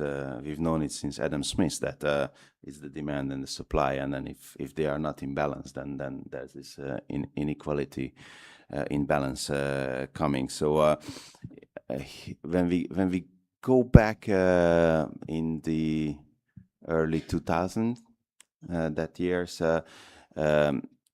Until the financial crisis in 2008, there was quite a growth, but it also so more houses. So supply side was keeping up with the demand, and then the financial crisis came, and then it became harder for people to afford. The supply side was also not growing. For a couple of years, that's also true. But this is more or less the time when the gap started, and then it started to grow. And what keeps this gap growing, and this is not new. This is a tendency, but we see the different structures in the families. There are more and more single families, more and more divorces, more and more people living alone, starting their life, the professional life later, or family later. So there's a different need, but there's more need. There's more demand on the housing market, much higher in the last 15 years that the supply was able to bring. Then you had, of course, the speculation side in the around 2013, 2014. We see a growth in the institutional investors. So companies building. Then at the end of the decade, already before the COVID, but certainly after the COVID crisis, in some areas, like in Barcelona, the short-term rentals are exploding because people are traveling, and the tourism and over-tourism is a clear fact. So there are several aspects, but I would think it goes back around 15 years where this imbalance started, and yes, and very very important to mention that there are these economic hotspots that are just that like a magnet. People want to go to these places. It's not tourists, like they because the work is there, the job is there, so they go to the big cities, and the big cities, they are not able to cope with this demand. While in some countrysides, they are suffering because they don't have people who want to live, so they abandon the houses there, and then of course it doesn't help for this imbalance. So all these demographic movements in Ireland, for instance, just to give an example, they expect that by 2050 they will have 1 million more people living. 1 million. Mm-hmm. Okay, so this is around 15-20% growth in population in 20-25 years. That's crazy because they have to live somewhere. Mm-hmm. And when you talk about it, going to doing big salt, no, when you talk about young people and housing, which innovative models like co-living, hybrid residence, cooperatives can be scaled at European level? All and none. So I think they all have to be considered. There are these innovative models, very often pilot models, new ways of living or starting the life, to help each other, and actually to help the communities as well. So and these are actually not really new. I mean, No. when I was younger than today, I also lived with others together, not only during my studies, but even afterwards. So, and it was very helpful. But this is the way, of course, to help to mitigate the impact of the housing prices. It's also somehow can be an opportunity, but what we say, and that's why I said yes and no, because we don't want to say that it has to be the European policy that you have this hybrid living, co-living, or community trust, so that a trust owns the house, and then you are a co-locator in that house. But these are existing models. We recognize that. We say that yes, these are ways of living, sometimes piloting, and some people would like to do it, some not. But I don't expect that such thing will be at European level, that we will encourage this or that. No, we actually encourage everything that helps to mitigate the crisis, and these are some of the options indeed. Okay, and about the accelerating supplying requirements requires productivity, innovation, and cutting the red tape, as you said. Which construction innovations like industrialization, digitalization, new materials can have a real impact in the next 3 or 5 years? We need all the innovation, simply because in the next 5 to 6 years, around 1 million people, 1.5, I think, the right figure, will leave the construction market. This means that already we need 1.5 million people who should be in the construction industry, but we will lose these people because they are going to pension. So we need more efficiencies in a sector which is one of the least efficient and capable to innovate, because it's just how it works, very slow on innovation. But what we see as a couple of ways is digitalization. The majority of the majority of the member states and actually local levels, they don't have digital permit. You don't have digital planning ahead, so it's on paper. Yeah. In Poland, if today you go and you want to build a house, you will still bring a paper, and then you wait the 5 years. Not only in Poland, but I know a concrete example that but I also have modern technologies, for instance, the offsite construction.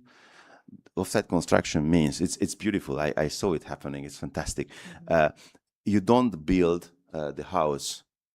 You build a house in a spot, yes, where you have the foundation, but the elements are built somewhere in a factory, and you bring it just in time at the moment when you will use it. So it means that you will need less traffic, you will have less pollution, you will have a much better planning, you will have a very good quality because you already bring a high quality element, and you just bring it to the spot where you will assemble the house. But these are not those houses that I saw in my native countries in the 70s and the 80s that were kind of qualities. These are really good qualities and energy efficient because the technology is there. So you are able to save time and around 20% of cost, and that 20% of cost can be then transferred to the buyers. So these are some of the examples that we mentioned in the strategy, and there's a lot, of course, about skills, how to reskill, how to upskill people with European money. So let's maybe the audience want to make any question.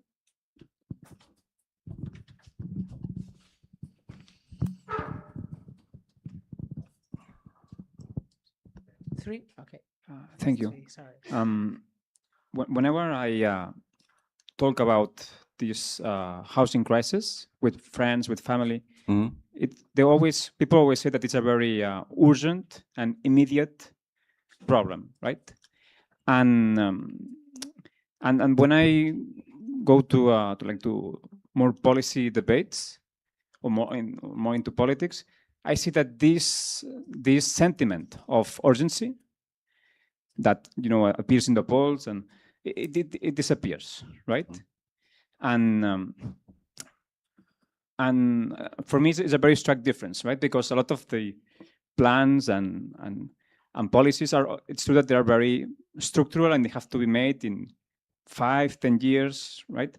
But a lot of people, like maybe in a populist way, they told me that it's because, like for us, it's urgent, right? But in policymakers, government officials, when they have to think and make these solutions or policies, for them, they don't have housing problems, right? They all have had successful careers. They maybe rent is not a problem for them, right? So this sentiment that needs to be an urgent solution, it's not there exactly, right? And for me, it's always, I have this question of this inequality that is there, does it affect how policies in housing are made? Thank you. Mm-hmm. I answer immediately until the microphone arrives to the second one. You're right about the urgency, absolutely. And everybody who feels the urgency, they want to have a solution tomorrow or actually yesterday. What I can promise you that whoever I talk to or I talk to so far at European level or local levels, they know the urgency at political level. But it's politics that it takes a little bit of time, and also it takes a little of time to make the money, to have the money, to use well the money, to work with the other partners like financial institutions, to get the guarantees to do it, and it takes time. I know. What I can tell you as a public servant that I think this is really felt. The urgency is felt. There are several European member states whose prime minister said, and they meant, I know, that this is #1 top priority in my country. I think Spain is a good example that it's a #1, or maybe I'm not from here, but I think at least number 1, 2, 3. It's very much high. I know. I cannot guarantee that tomorrow it will be solved.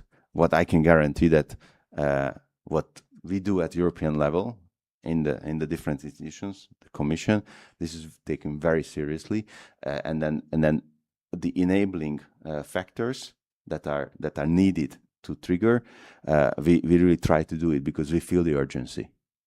I cannot comment on any individual cases, but alla globale, I think this is something that is very well understood and very high priority at European level. Mm-hmm. And it's not on European level, member states level, local level. Believe me that it's not the politicians blah blah. It's real felt, and I mean I have also children, and I'm afraid how they will start their life. Even if I have a work, if I have a good job, if I have my house, but I hope that they will not inherit it very soon. So they have to start. They have to start their life somehow. I'm also worried, and I think it's urgent. And believe me that at least in the task force, I can guarantee you that we are really, really enthusiastic to solve this problem as quick as possible, but I cannot guarantee it for tomorrow. Okay. Next. Okay. Hi, well, thank you so much for being here and for all the speakers. So before in the slides, you mentioned a specific number of houses that are empty. And my question is that how the European Union is going to tackle this issue? Because what I think in Spain, it's a huge problem and also speculation, but specifically houses that are empty and people can obviously live there, but they're not, they're empty. Good. Thank you so much. Perfect question. Indeed, it sounds like scandalous, right? 20%.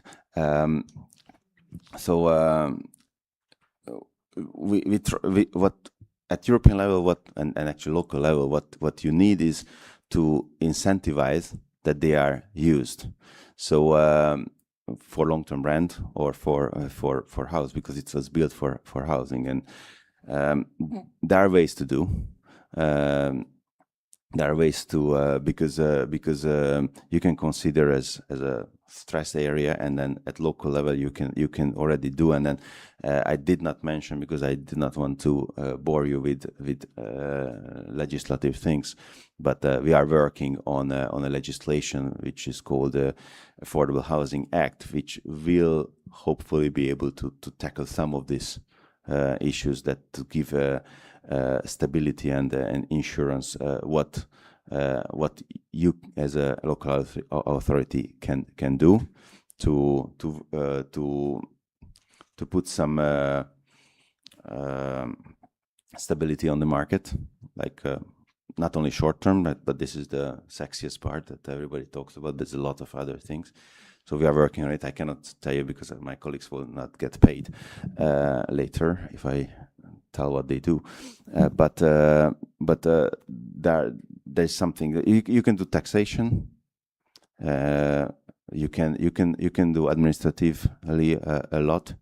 But this is a very sensitive for politicians and administration, of course, because it's a property of someone. So of course, once it's your property, you do whatever you want. So no one should tell me what. So it's all the incentives that the authorities are able to build in. But there's a lot of ideas, and then what we try to push for, and I did not mention it, but I think it's very important, is that our role is also to facilitate this kind of spreading the information, spreading the good practices, and that's what we saw from the member states and the local authorities. Please help us to understand what's going on in other areas, because we want to learn from each other, and this is a way how we can share who does what in order, for instance, to have less vacant houses. And it's not only vacant houses, like the 20%, or around 8 to 9% commercial buildings are not used. So also how to transform, how to use it for housing purposes, how to put back on the market, because those are vacant. Okay. The last one, please. I don't know who was the first. Sorry. Thank you, Mr. Neji.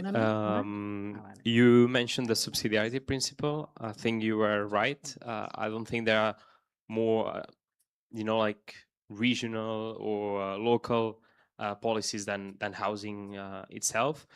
And thinking about the Housing Alliance, for example, which I'm a member of it, taking part in it, how, realistically speaking, how ambitious can we be? How impactful can we expect this to be, because, for example, thinking about the MFF, if you allow me, I would like to make a distinction. For example, it's not the same to put housing on the table, on the European table, which is, if you allow me, a big step, right? To have the support to talk about that, but then on the other side, the funding, right? So here I'm a bit critical to say, what should we expect from that? Because if we think just about, moderating a state aid rules, I think it's a tiny proportion of the big housing problem. Or rethinking, like new construction methods, the Bauhaus and so on. So I'm afraid we might end up with, just as you just mentioned before, like more guidelines, sharing good practices and so on, which is important, but it's just a tiny proportion of the big problem. Okay, be critical, always. That's good. And working on housing, I would be the first to vote for more money in the next MFF. Believe me, but I'm just a official from the Commission who is not at the negotiating table. So our role is as a Commission that we try to persuade those who actually decide, so the co-legislators, the European Parliament and the Council, that there will be enough money on housing. And we, of course, also know that it's not only housing that is on the table. There are other issues. So it's a big political debate, and I know that funding is super crucial. We do hope that there will be more money in the next MFF. I think we all believe.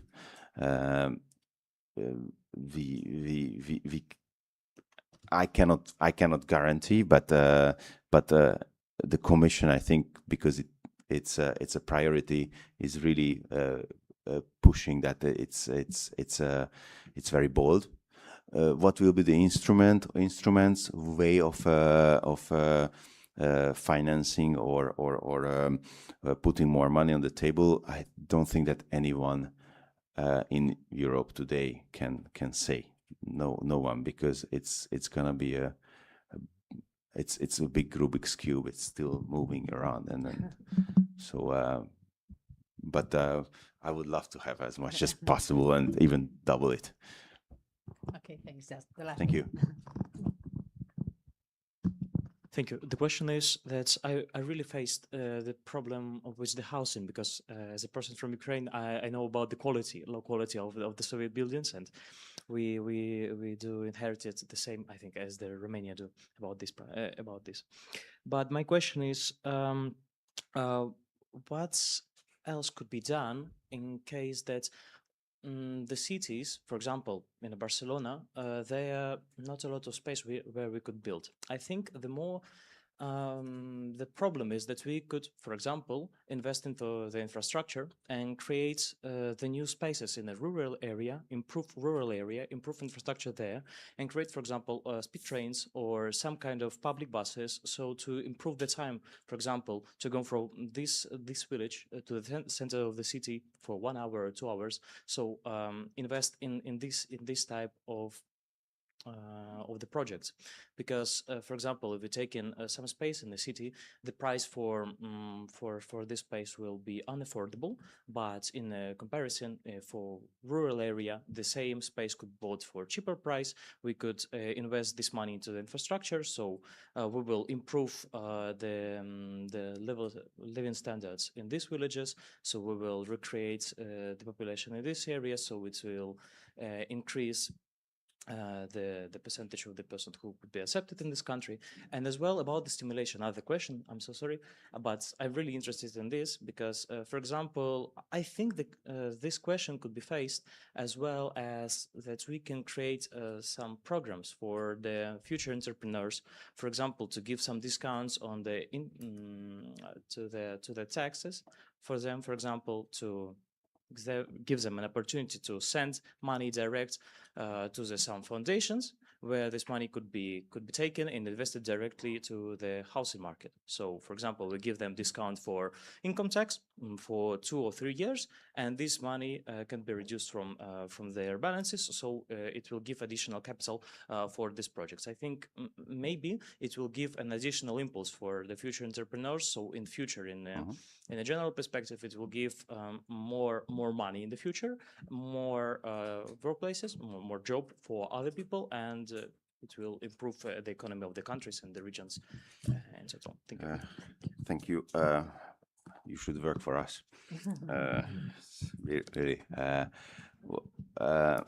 I agree that yes, in a densely populated area, there's not a lot to do. I mean, you can have tower houses, but then you don't want to build tower houses because then you don't want to see the tower houses maybe. So yes, that's one solution, but it's always a big question, and the right person is here to answer what's going on in Barcelona with the mobility and how to do the planning, because indeed that's one solution, but then you have to have a very effective mobility.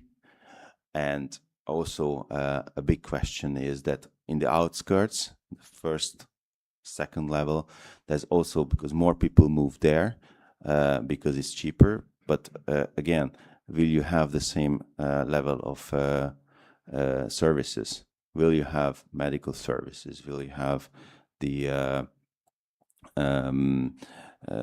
schools, pharmacies? So it's not only mobility. It's really a big planning that every city does with the outskirts, and then it's a very multifaceted issue. But you're right that where you cannot build more, or you don't want to create skyscrapers, then yes, you have to think, but think also that the people who are in the town, many of them, they really have to live in the town because these are important for the city center also. As we always say, yeah, the firefighters, the teachers, and the nurses, and we mean it. So thanks. And then just one point on the tax credits and everything. I took note. However, because of subsidiarity, at European level, I cannot expect anything because it's so much. Taxation is the most important national competence. No member state will give it up. And this is really something that at local level you can have. So idea is good. We have to think of it's great. At the European level, I cannot really comment on that because it's just not our responsibility. Thank you. Okay, so thank you so much, Gabor, for this presentation and for this conversation. The fact is that the European Affordable Housing Plan is an opportunity to redefine how we live, how we plan our cities, and how we guarantee basic rights. And I invite you to everybody to continue exploring through the website, no?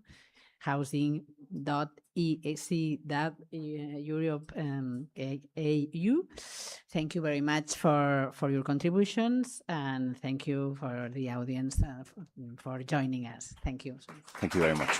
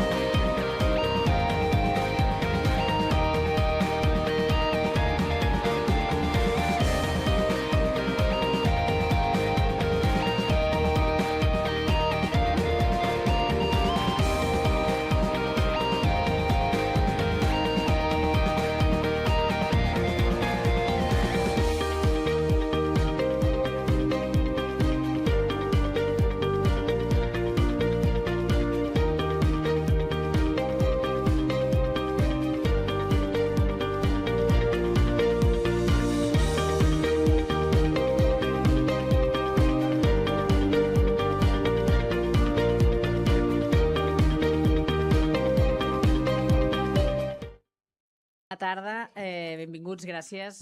Seguim amb la taula rodona prevista sobre l'habitatge com a repte polític compartit. Ens acompanyen 3 ponents, una la tenim online, si la podem saludar, no sé si sortirà per la pantalla. A la meva dreta, la Mar Jiménez, comissionada d'Afers Europeus de l'Ajuntament de Barcelona. Benvinguda, Mar. Gràcies. A l'esquerra, la Marta Galzeran, Senior Research Fellow i Global Cities Research Coordinator del CIDOB. Benvinguda, Marta. I per streaming online, la senyora Sorcha Edwards, secretària general de Housing Europe. Welcome, benvinguda, suposo que ens escolta. Bé, amb elles volem explorar una mica, hem escoltat el keynote speaker, el Gabor Nagy, i volem explorar amb vosaltres per què l'habitatge ha escalat fins a l'agenda europea, o sigui, com hem arribat fins aquí, i quines eines necessiten les ciutats i els països, i com hauria de ser una mica la política europea d'habitatge pel segle XXI. Els darrers anys, com vèiem, l'habitatge ha passat de ser una qüestió local, sembla que cada ciutat tenia el seu problema, a convertir-se en un problema estructural europeu de grans dimensions. Els motius ja els hem vist, l'augment sostingut dels preus, la pèrdua d'assequibilitat, l'impacte de la desigualtat i la cohesió social i la necessitat de coordinar respostes entre ciutats, estats i institucions. Welcome, Sorcha, ara sí que la podem veure. I a partir d'aquí, començarem per ella, per Sorcha Edwards, perquè també haurem d'avançar una mica les preguntes que tingueu del públic, perquè ella ens haurà de deixar a les 7. Benvinguda. Com hauria de ser la política europea d'habitatge? Per posar una mica, comencem amb gran, o sigui, el que és tota Europa, i després ja anirem baixant a nivell ciutat. M'agradaria que ens expliquessis una mica quines lliçons podem extreure dels sistemes europeus d'habitatge, els que funcionen, i quins mecanismes de finançament són necessaris per impulsar l'habitatge assequible a escala continental. Endavant. Sorcha. Yes, thank you very much. So please give me an indication if I'm speaking too long, but I will give you a little bit of the main. You hear me well? Sorry, Sorcha. Yeah. We cannot hear you. Maybe because I have the interpretation? No, it's okay. Yes, now. Start again, please. Now it's fine? Yeah. That's fine, thank you. English. It's fine? Yes. Yes. Go ahead. Sorry, I muted you by accident. You can hear me well? Yes. Yes. So I think the most important point that Housing Europe makes now in this new, very new landscape that we have at European level that you have outlined and heard about this morning is that we want to make the difference between so-called volume developers, so developers who will come and say that they care about affordability, that they care about community, but actually they care until they have sold the last house and they're gone. So Housing Europe is working for to raise the potential and the voice of different types of providers that we have for, in some countries, over a century. So cooperative housing providers, limited profit housing providers, municipal housing companies, community-led housing provision. So in Europe, we have a very strong fabric of these types of organizations, and they have a big difference. They are very different to pure housing developers. They are embedded in local communities, while big volume developers build and leave. They build and they stay. They're trying to create also communities. Others, they build houses, they build communities. They build resilience, they help to build trust, health, well-being, and places that work. So this is let's say, the big raison d'etre of Housing Europe, to differentiate and to learn actually from those organizations that are successfully building and supporting those communities, as well as building houses. They also have a track record. There are millions of people, so over 50 million people living in public, social, cooperative, limited profit, community-led housing in Europe. If we take Finland, they are building over 1/4 of the new homes in the whole of Finland in 2025. Also in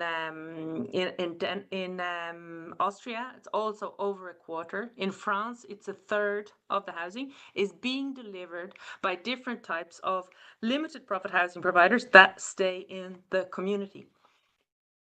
So community builders, what type of funding is needed for that? What type of regulatory framework? Because the very big risk we face now is, of course, democracy itself is at stake because of the lack of affordability, because of the speculation and the risk that actually the policies and the attention on housing now will add fire to the flames of speculation, because we try to have quick fix solutions. We let finance make the housing policy and not local governments. We don't make sure that democracy is shaping housing policies. So the risks we are facing is that we, with mistaken public policy, we make the speculation worse, or we dampen for 12 years, for 5 years, and then it gets worse. So we need long-term financial solutions, because, and the question you asked me is very crucial, because the finance that goes in determines the results, the housing results. Finance is making the music for the housing system. It's making the rhythm. So if your finance is saying we want to exit after 10 years, we want to maximize our profit, then you will have housing systems that reflect that. So how can we, what systems are actually working for this long-term approach? So moving away from the short-term, quick fix, low-quality solutions. And indeed, it's a big focus of Housing Europe. We have tried to look at that. How is that working in different countries? We see that revolving funds. So revolving funds, it's a concept that's quite easy to understand. It's basically rents are going back in to a fund, and a cost recovery models. So you are not extracting in the short term the finance, the profit that is made. Any excess profit is actually reinvested into the system. In Austria, it's the level of the housing provider. It's Denmark, it's the level of a regional housing fund. So there are different ways to fund, to start up revolving funds. We also see the extensive use of private finance to build public interest housing, to deliver public interest housing. So this can be seen drawing down finance from the capital markets, but then regulating it through transparently, democratically managed intermediaries, and then regulating at the level of the housing provision as well. So we have a lot of examples. And it's just a case of trying to avoid a knee-jerk reaction where we say quantity over quality, speed over quality, and to make the arguments and to show that actually finance can be used in this way. Private finance can be crowded in using strong, clear, long-term public regulations. And of course, what we are doing is now, with the next multi-annual financial framework, that Mar, together with Eurocities, have done an amazing job to really make sure that housing will be of course, it's already in the priorities of the next multi-annual financial framework of the EU. However, just to make sure that it actually turns into finance on the ground. And what we want to make sure is that it's turned into finance, but that it comes with the conditionality. That the conditionality is, of course, leaving flexibility for local culture, for different housing models, but that it comes with a clear conditionality that it should not be used for housing, which contributes to, puts more flames on the fire of speculation. And we think this message is resonating with some parts of the European institutions, the European Parliament, European Commission, and the Council. However, there is a risk that the funding can potentially be used also for speculative housing, or housing that is only affordable for, let's say, a limit of 10 years or 12 years and then goes to the private market. So obviously we can't control completely what happens. It's up to national policy, but we want at least to make sure that at EU level they encourage member states and those beneficiary of EU funds, encourage and build capacity and show them, no, there are different options. You can take a path to really foster local cooperative housing models, limited profit housing models, and to really demystify how they could actually do that. So I think I will stop there. I think it's our really most important point. Just to add, indeed, from the EU level, there's two sides of the coin when it comes to finance. So there is this issue of what finance can come from EU, but there's also the macroeconomic framework. So what is the impact of the European Central Bank? If we look at policies like securitization, which led unregulated securitization, which led to the 2008 crisis. So mortgages, unregulated mortgage granting, for instance, we have to avoid those type of policies being pushed by the EU. But also the issue of debt. And I think the cities have also raised that. So you have now removed the debt limits, public debt limits for defense, arms, but it still remains for housing. And we even have an interpretation of EU accounting rules, whereby even if we use private money, but if it's publicly regulated, be that an allocation system where you allocate a certain percentage to, let's say, migrants, or a certain percentage to people coming from homelessness, that it can be interpreted as a public debt. So just because you have a public steering, it can be put on the public deficit. This has been raised in the housing ministers' meeting in their declaration, which was published, which was approved just on Monday. So we hope that we will have a fairer treatment, so a recognition that this is really a social emergency, just as much as the question of defense has been treated, that we should also be treating in our deficit, in our accounting rules at EU level, we should be treating housing as the social emergency, that it is an emergency that is also threatening cohesion and democracy. So I finish it there on the second side of the coin. Thank you very much. For this vision, this corporate vision, and to put defense in the same priority or emergency to housing. That's the thing, that's the point. So, perdó, passo al català.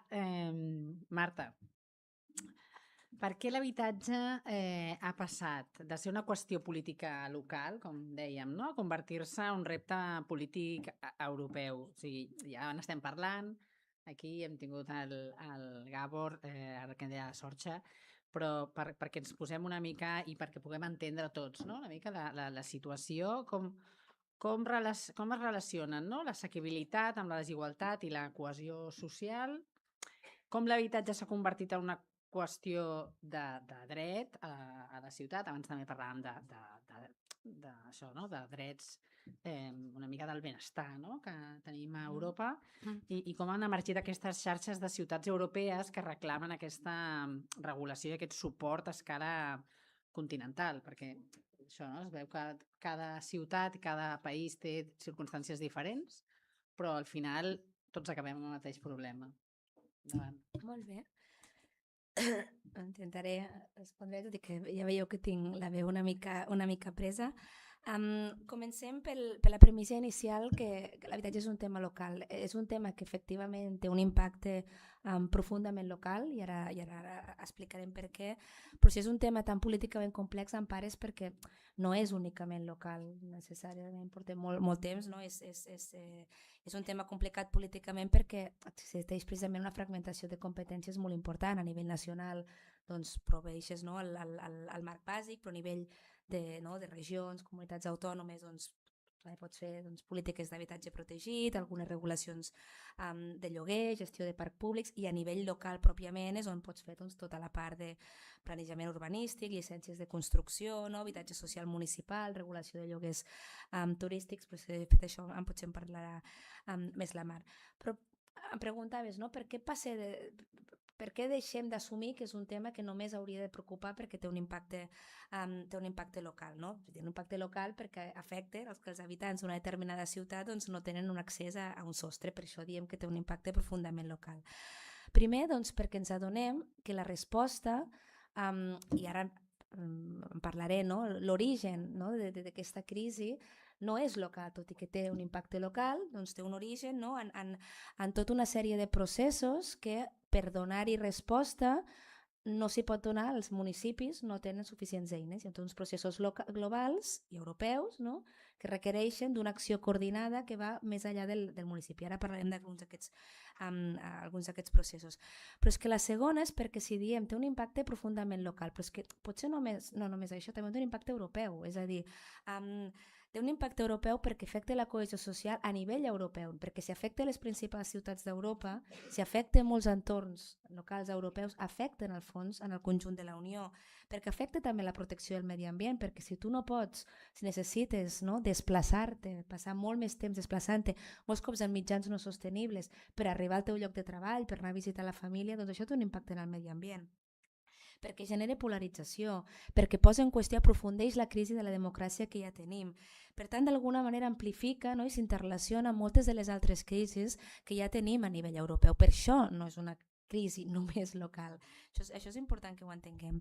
Però anem a pams. Parlava d'algunes dinàmiques globals. La primera, si ho està parlant, és la financiarització global de l'habitatge. Aquesta és una mica, com diríem vulgarment, la mare dels ous.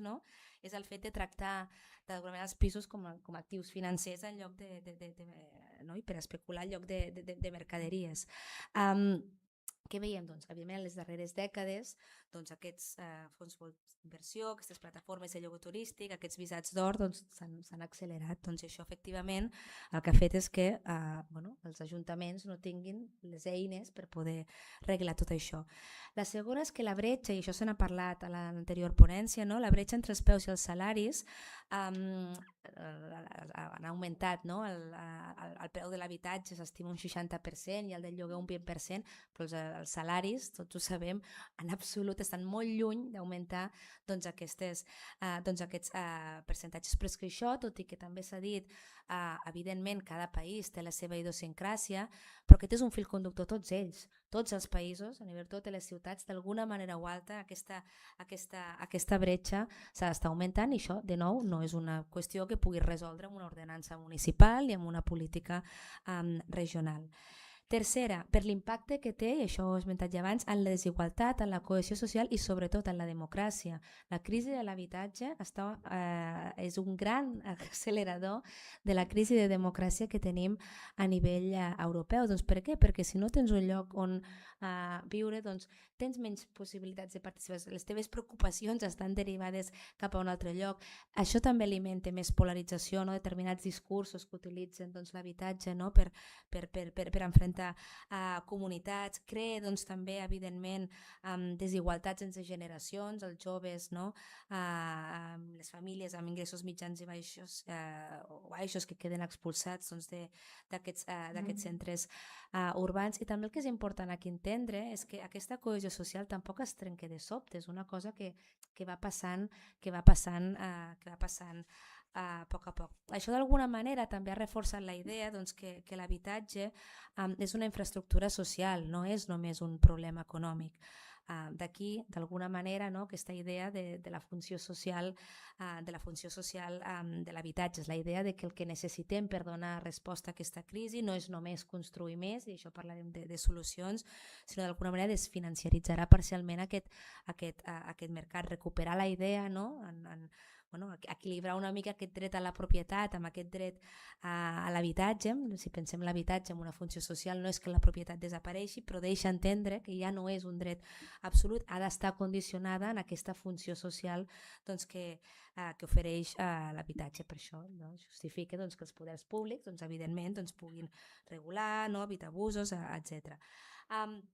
I per últim, perquè l'habitatge, la crisi de l'habitatge té impactes de segon ordre, no és una qüestió només de benestar social, també està perjudicant en el fons la competitivitat a la Unió Europea.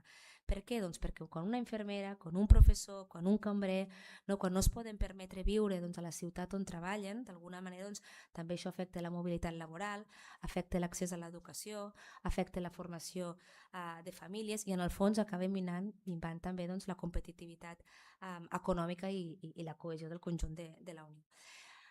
Per tot això, ja fa molt temps que l'habitatge ocupa una posició molt central en el municipalisme europeu. La iniciativa és que ara potser explicarà la Mar, potser sí que la seva eficàcia és nova, però fa temps que l'habitatge es discuteix dintre Eurocities o del CMR o del CGLU, tots aquests grans espais municipalistes. Sí que és cert que fa un parell d'anys es va llançar des de Barcelona una iniciativa molt potent, Mayors for Housing, que bàsicament la voluntat era unir aquestes grans ciutats europees amb la voluntat de formular una sèrie de demandes molt específiques a les institucions europees en matèria d'habitatge, articular una sola veu, entre cometes, municipalista, però ser molt pragmàtic, molt eficient en el que es demana a la Comissió Europea. I aquí faig un spoiler del que explicarà la Mar, però han sigut molt eficaços. Molt bé, bueno, ja és la segona vegada que se't menciona, Mar, ara et toca, vaja, per al·lusions, però a més volia una mica preguntar-te, quines eines necessiten les ciutats de les institucions nacionals i europees per afrontar aquesta crisi de l'habitatge i que abordessis també les pressions residencials que tenim a Barcelona, què poden i què no poden fer els governs locals en les competències actuals i el paper de la coalició que dèiem d'aquests alcaldes europeus per l'habitatge com a actor polític emergent.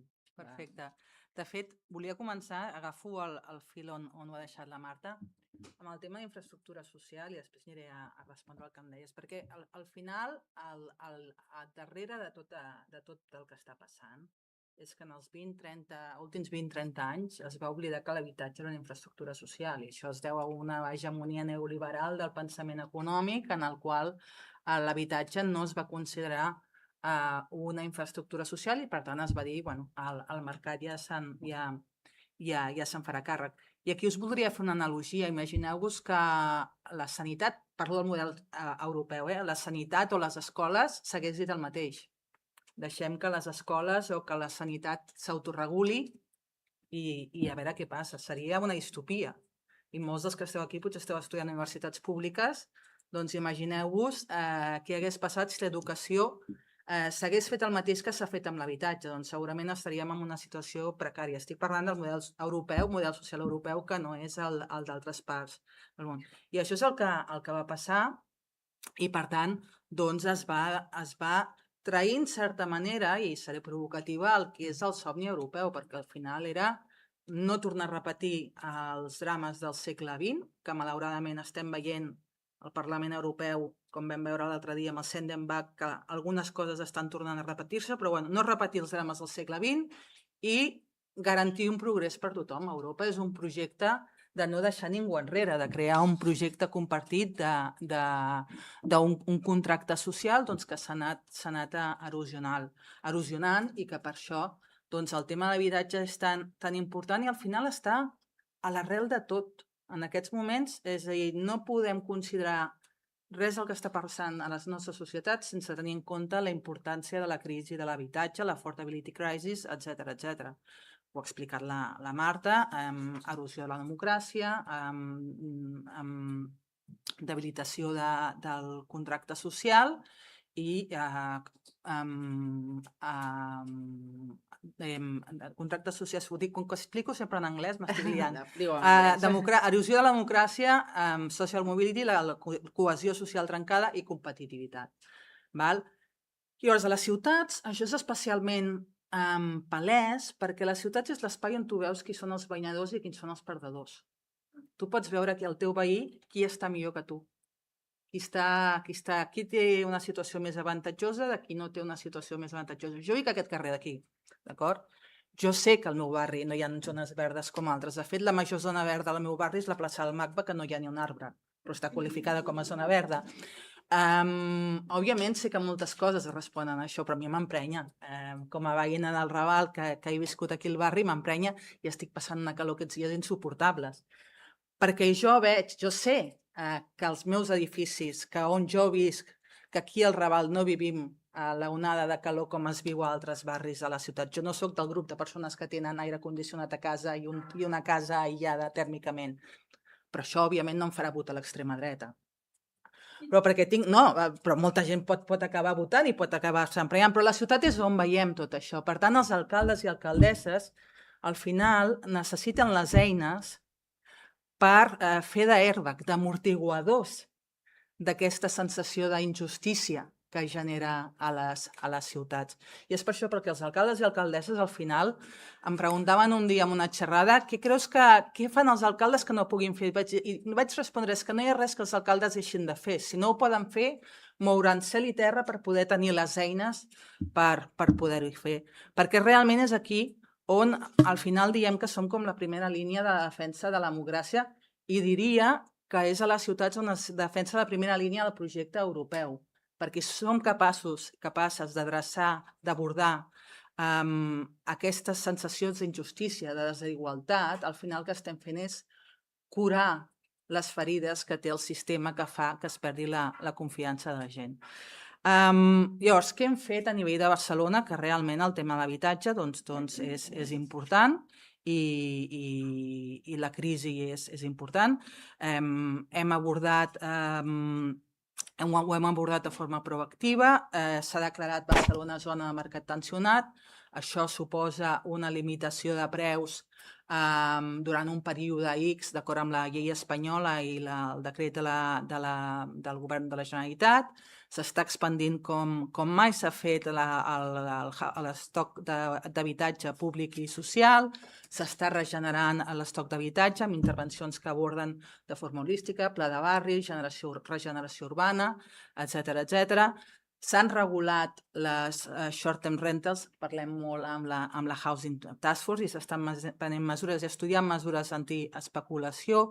Hi ha polítiques d'inclusionary housing per poder protegir una part d'habitatge social en les construccions, però això és insuficient. És a dir, no en tenim prou. És a dir, per molt que posem la màquina al 1000%, Barcelona sola no pot abordar el tema. De fet, al final, qui intervé al mercat de l'habitatge són forces globals que escapen al control de Barcelona, del govern regional, del govern de la Generalitat o inclús del govern espanyol. Per tant, aquí sempre hem dit, i ara està molt clar, recordo que quan vam començar aquest camí, em vaig reunir amb la Housing Task Force al desembre de fa 2 anys, quan dèiem que era un problema europeu, el cap de la Housing Task Force sempre ho va tenir clar, el Matthew Baldwin mai va dubtar i realment la col·laboració que hem tingut amb la Comissió ha sigut excel·lent. És a dir, tant de bo tota la Comissió Europea fos com l'equip d'habitatge que tenim, perquè realment treballar amb ells és un plaer i es creuen realment el paper transformador de les ciutats. Tot l'equip és increïble, també l'equip del comissari, de la vicepresidenta, però els vam dir, no és un problema de Barcelona, de Roma, és un problema d'Europa, és un problema europeu. I això que ens pot semblar molt evident, una de les coses que vam fer com a Mayors for Housing, aquí me n'estic anant per les rames, però el que vam fer amb Mayors for Housing és anar al Consell Europeu. Per primera vegada el Consell Europeu també, és a dir, moltes persones hi van intervenir, però la pressió que nosaltres vam fer també alguna cosa hi deu tenir a veure. A l'octubre de l'any passat es va tractar per primera vegada l'habitatge al Consell Europeu. I unes setmanes abans, Mayors for Housing, aquesta aliança que vam construir, i ara us explicaré com va anar, vam reunir-nos amb el president del Consell Europeu, amb Antonio Costa, Les primeres preguntes que hi havia a la sala, perquè vam fer una roda de premsa conjunta, era per què la Comissió Europea, per què el Council es posa a parlar d'habitatge? No ho entenien. És a dir, hi havia molta gent que li explotava el cap, que no entenien, però això pel principi de subsidiarietat no hauria de fer. De fet, hi ha hagut estats membres que estaven en contra d'això. I hi ha potser ciutats que estan en una situació molt més avantatjosa que Barcelona que no ho han vist clar. Nosaltres el que estem dient des de Mayors for Housing, que és aquesta coalició que es va crear fa 2 anys, al desembre de fa 2 anys, amb la voluntat d'ajuntar alcaldes amb una sola veu per portar la crisi de l'habitatge a Europa, però també portar les nostres propostes. Des de l'inici hem anat a treballar conjuntament. A mi la paraula cocreació a vegades em dona repelús, però realment hem pogut portar propostes per poder cocrear amb la comissió i ser proactius i constructius amb la nostra capacitat de propostes, dir, no, és que aquí necessitem un marc global. I ara, quan ens hem tornat a reunir amb Antonio Costa, Mayors for Housing, vam començar sent 10, ara som 25 ciutats. La roda de premsa, vam fer una altra roda de premsa a EUCO. Ningú va preguntar per què estàvem parlant d'habitatge, perquè ja s'ha entès. La Housing Task Force, Massive Building, l'equip des de l'inici ho enteníem, però ha costat molt temps que s'entengués a Europa que el tema d'habitatge no era un tema nacional, sinó que Europa sí que tenia coses a fer i a dir en aquest àmbit. Nosaltres des de l'inici vam començar a portar propostes, hem fet diverses anades a Brussel·les amb aquest grup d'alcaldes que ha anat creixent. Realment he de dir que, i ho he dit, la col·laboració amb la comissió ha sigut boníssima, hem pogut entrar en un diàleg, hem pogut proposar idees com la definició d'àrees de mercat tensionat que aquí a Barcelona està funcionant. Sabeu que Barcelona és una de les úniques ciutats de tot l'estat espanyol en què han baixat o s'han mantingut els preus, i això no és perquè sí, és perquè s'ha declarat zona de mercat tensionat i s'ha topat a l'increment dels preus. És una mesura excepcional i una mesura temporal. Aquí a Barcelona hem pres una altra mesura perquè veiem que ja no es podia fer res més, i és que tenim 10.000 pisos turístics i hem dit que, d'acord amb el decret de la Generalitat, el 2028 extingirem aquestes llicències d'ús turístic. Feu-vos una idea que cada any la nostra ambició, encara no hi som, és que es produeixin 1.000 habitatges públics a Barcelona. En aquests moments legals hi ha 10.000 habitatges d'ús turístic a Barcelona, de llicència. El novembre del 2028, quan s'extingeixi, vol dir que d'un dia per l'altre haurem afegit al mercat allò que es fa en 10 anys de provisió pública. Em direu, és mercat lliure? Sí, per suposat és mercat lliure, però com que som zona de mercat tensionat hi haurà un price cap perquè tant de bo d'aquí al novembre del 28 no estiguéssim en la situació de crisi que estem, però trigarem més en poder fer. La col·laboració amb la comissió ha sigut molt bona. Es va fer el plan al desembre. Aquest plan inclou la definició de zones de mercat tensionat. Hem trobat a faltar, i això ho hem dit, finançament. No sabem que amb l'MFF, i ho deia el Gabor, hi haurà més finançament per habitatge, però nosaltres el que el dèiem i hem dit d'inici, i ha passat amb defensa, és que s'apliqués la clàusula d'excepció amb l'habitatge, com s'aplica amb defensa i com s'aplicarà amb energia. Perquè si tens allò que... Sí, això l'alcalde Collboni ho va dir en una entrevista política al febrer. Tenim una amenaça externa, que és Rússia i les guerres que hi ha al continent, però tenim una amenaça interna que és el malestar social, que és la crisi de l'habitatge. Estem totalment d'acord en que s'apliquin mesures excepcionals davant de l'agressor, davant de Rússia, i es permeti s'augmenti la inversió en defensa, però també hauríem de prendre mesures excepcionals per abordar aquell problema que és més greu per la cohesió del projecte europeu i per la societat i cohesió de les nostres societats, que és l'habitatge. Per tant, no hauria de computar amb el deute. Això ho vam dir llavors, ho seguim dient, sense èxit, l'hem tingut amb altres coses. Però volíem finançament d'emergència, seguirem demanant aquest finançament d'emergència i estem treballant amb la comissió perquè ara, al setembre, es farà pública la primera llei de vivenda de la comissió. El fet ja de l'existència d'un comissari d'habitatge, d'un pla d'habitatge, d'una llei d'habitatge, és un èxit, en aquest sentit, que ningú qüestioni. Sabem que la AHA s'està orientant, però el que volem és que la AHA el que ens permeti a les ciutats és ens capaciti, ens dongui eines. Entenem que hi ha el principi de subsidiarietat, que l'habitatge correspon als governs regionals i als governs nacionals, però el que volem és que l'AHA, l'Affordable Housing Act, ens doni, sigui un enabler, ens doni la capacitat de fer, les eines per poder fer. Això és el que estem reclamant. I per prendre decisions, si necessitem prendre decisions excepcionals, com és el cas de Barcelona, doncs que les estem prenent i que en aquest cas, doncs, amb el tema dels habitatges d'ús turístic, hem pres la decisió de que el 2028 no renovarem les llicències, doncs, perquè és una activitat econòmica que en aquests moments es contraposa amb el dret a l'habitatge i deixeu-me dir que va ser declarada constitucional per el Tribunal Constitucional, un partit polític, el Partit Popular la va portar al Tribunal Constitucional i aquest va dir, perquè és molt important això, perquè es qüestionen, quan el dret a l'habitatge està amenaçat, quan el teixit urbà i social està amenaçat, el dret a l'habitatge preval sobre l'explotació econòmica de l'habitatge. Es respecta el dret a la propietat, perquè tu pots llogar el teu habitatge, el que no pots és explotar-lo econòmicament quan el dret a l'habitatge està amenaçat. I és per això que estem prenent aquestes mesures excepcionals i demanem a la Comissió que ens permeti i ens protegeixi a l'hora de prendre aquestes decisions. Demanem habitatge, governança que inclogui les ciutats, mesures, una iniciativa europea contra l'especulació al real estate i bé, diverses eines que ens permetin. I aquí el que diem, i acabo, perquè m'he allargat molt, és que les zones de mercat tensionat en la qual nosaltres com Mayors for Housing vam proposar uns criteris per identificar siguin com a l'eix fonamental, el backbone, per poder abordar aquestes decisions. Perquè entenem que requerim criteris objectius, que no es pot fer la babalà, que hi ha d'haver un element que ho articuli, que ho defineixi amb uns criteris objectius. Els objectius es puguin definir aquestes àrees de mercat tensionat i això ens permeti un finançament àgil, ràpid i adreçat a aquestes zones de mercat tensionat i també prendre mesures que en situacions excepcionals han de ser excepcionals davant de l'emergència habitacional que tenim.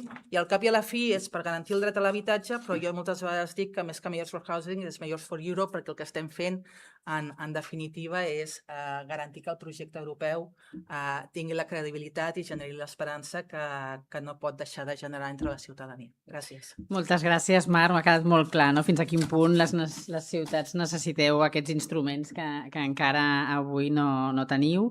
I a mi m'agradaria adreçar una de les preguntes per obrir conversa i sobretot a Sorcha perquè queda poc temps per poder continuar amb nosaltres, que quins són els principals obstacles polítics que hi ha més grans per avançar cap a una política europea d'habitatge?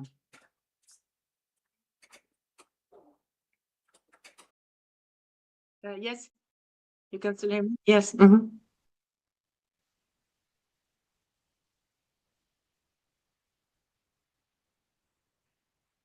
So I think there is a lack of information or analysis on what legislation from EU level is actually reinforcing the housing crisis. So the approach of the European Commission tends to be quite neoliberal, so focused on market forces, supply and demand. And there has been, over the last year of decades, in quite a few countries, a step back by many governments, so also relying on the market. But relying on the market, relying on the laws of supply and demand, we all know that supply and demand doesn't work in housing. You can build another 1,000 homes beside you, Mar, there in your neighborhood, but if it is all sold to international investors or, let's say, second homes, tourist homes, it's not going to help answer the need for housing for people on a normal salary. And in Brussels, so in the EU, the predominant economic thinking is indeed that of supply and demand, and that the market comes first. So the whole EU is indeed structured in this way. So it is quite hard for member states who don't have strong, publicly steered housing policy to actually create one, because they have to maneuver around state aid rules, they have to maneuver around public procurement rules, they have to maneuver around deficit rules, where we have free movement of capital is actually a much bigger priority for the EU. So yes, now we have this so-called EU Commissioner on Housing. However, we don't see a sign in Europe that they really have to shift to a new paradigm. So a paradigm where you treat housing as a social infrastructure. This was recommended to the task force by the advisory group of the task force, but it was not included in the plan, in the affordable housing plan. The affordable housing plan is hoping that PPPs, that pension funds, private capital will save us from this affordable housing crisis. So without a serious shift and a recognition that we have to tackle speculation, that the market is not going to answer this, that is really pushed at EU level and reflected through the housing plan, EU is going to make this problem worse. No, I totally agree with you, Sorka. And obviously, I'm totally aligned on what you were saying, amb el que està dient la Sorka. La qüestió és que a vegades també veus quina és la Comissió Europea que tenim, quin govern tenim. I per mi, amb els equilibris de colors polítics que tenim, el fet de que el plan abordés d'una manera o altra l'especulació, per mi és un pas endavant. Òbviament, el que diu la Sorka, és a dir, ho comparteixo totalment, i la definició de l'habitatge com una funció social, prendre i agafar les recomanacions que va fer l'advisory board de la comissió, té tot el sentit. Ara bé, el fet de que la comissió posi en el seu pla l'especulació com un dels factors claus, quan tu tens un Parlament Europeu en què tens forces polítiques majoritàries que t'estan dient que la solució és construir, construir, construir, és on ens posem. Aquesta és la complexitat de la cosa, perquè si bé tens això, després tens, doncs, forces polítiques, tens un partit popular que et diu que res, que l'especulació no és un problema i que si construïm més solucionarem el tema a l'estil d'Ayuso o al MEI de Madrid. Llavors, clar, aquí és on poses la balança i on poses l'ampolla plena o l'ampolla buida, mig plena, mig buida.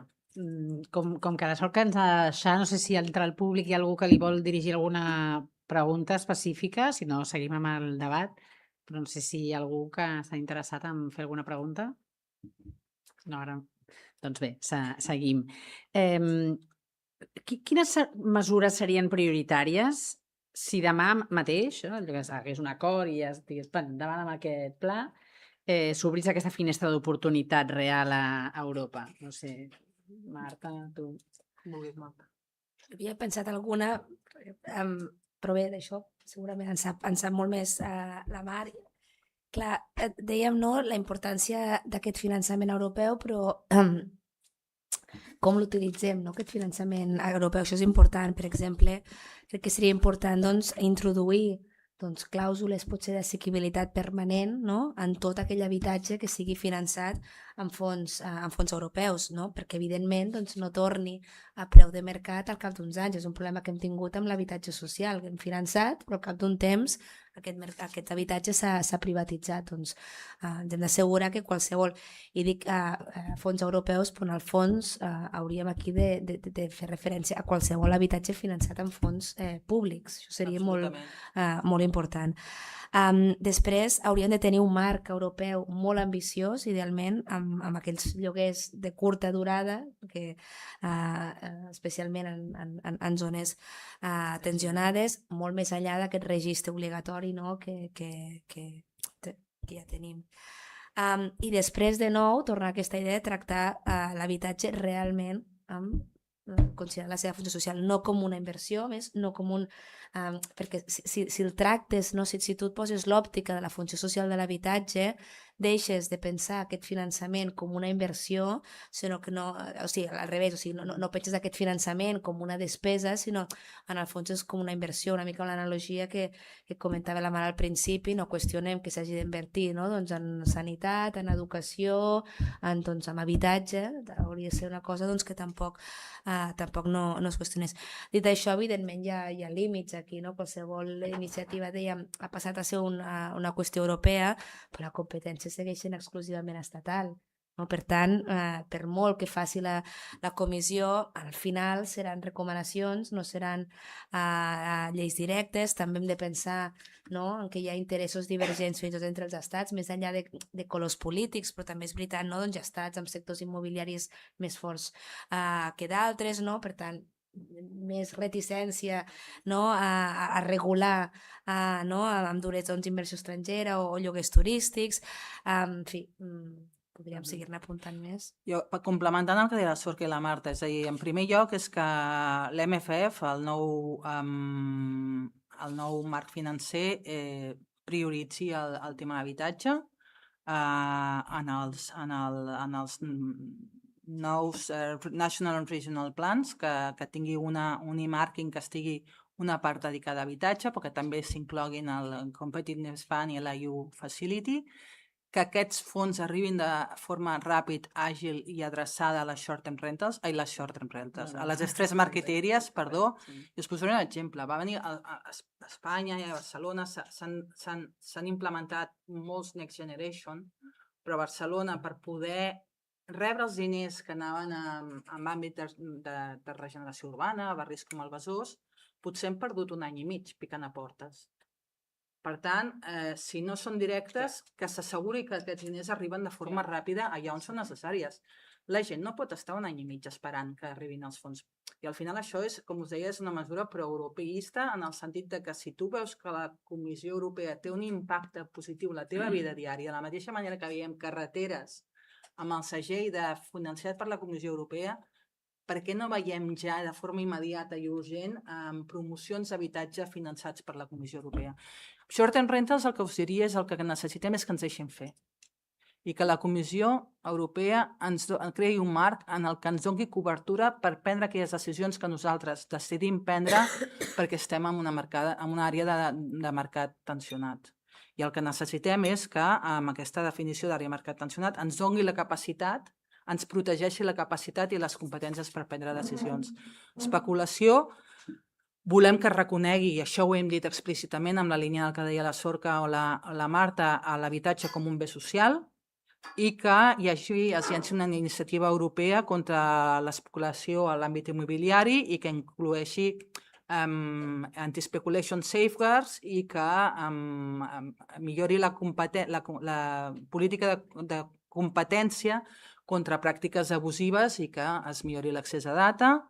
També, òbviament, volem uns commitments pel que fa a homelessness i en governança volem que aquesta Housing Alliance realment tingui una governança robusta, forta, en la qual les ciutats tinguin un paper important i en el qual es pugui anar seguint aquesta cosa que demana, una cosa que demana a l'inici, que és molt important, que el semestre europeu també es fixi en habitatge, no només amb dades macroeconòmiques i amb superàvits i amb dèficits i amb deutes, sinó que l'habitatge també sigui un element essencial.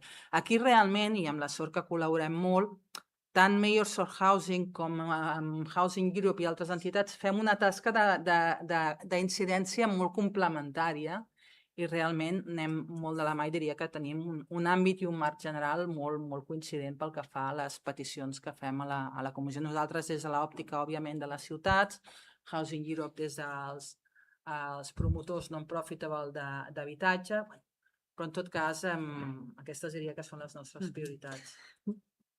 Digues. Sí. Si hi ha alguna pregunta, professor, que sí. No. Bé, vostè, Mar, ha mencionat abans que entre 10.000 o més de 10.000 habitatges habitatges de turisme deixaran de ser-ho. No sé si justament aquests són en zones gentrificades.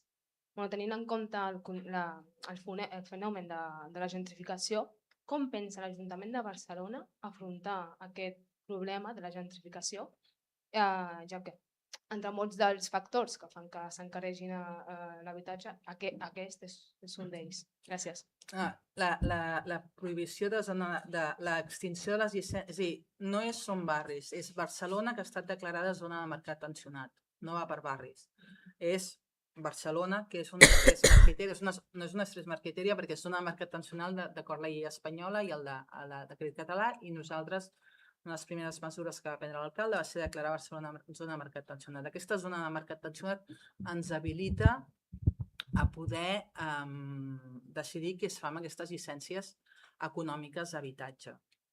Tu podries renovar-les, però has de poder presentar un pla urbanístic que t'expliqui com protegiries el teixit social, el teixit urbà de la ciutat.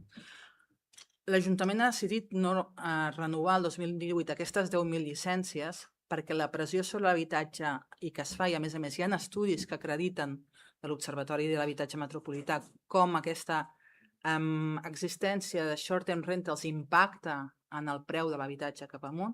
Aleshores, ha pres la decisió de no renovar aquestes 10.000 llicències legals. Llavors, que en aquests moments operen legalment.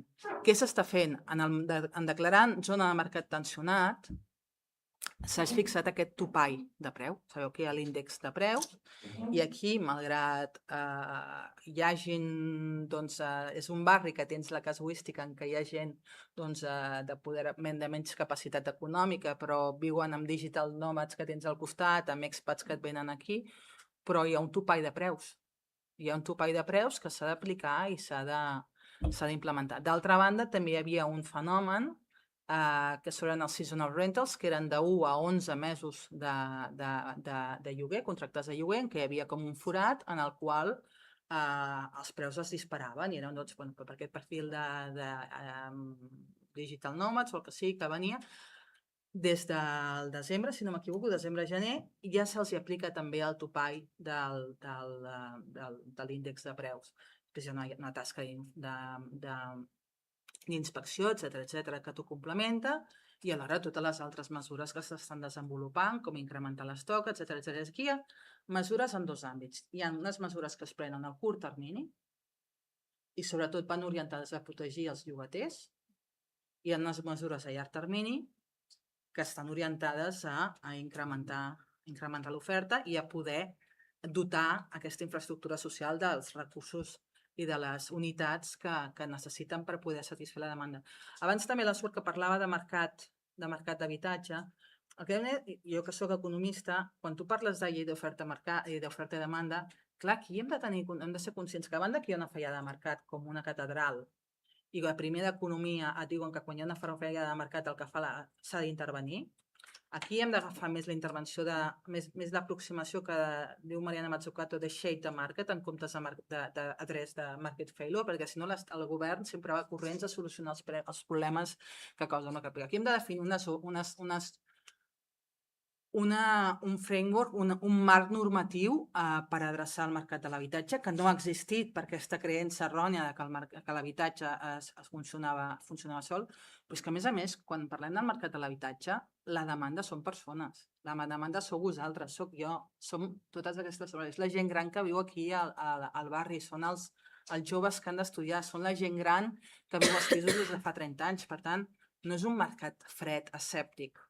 És a dir, que estem parlant d'aspiracions, estem parlant de dignitat i estem parlant d'històries humanes. Per tant, aquí hem de aplicar mesures excepcionals com les que t'acabo d'explicar o us he explicat per poder abordar aquesta crisi.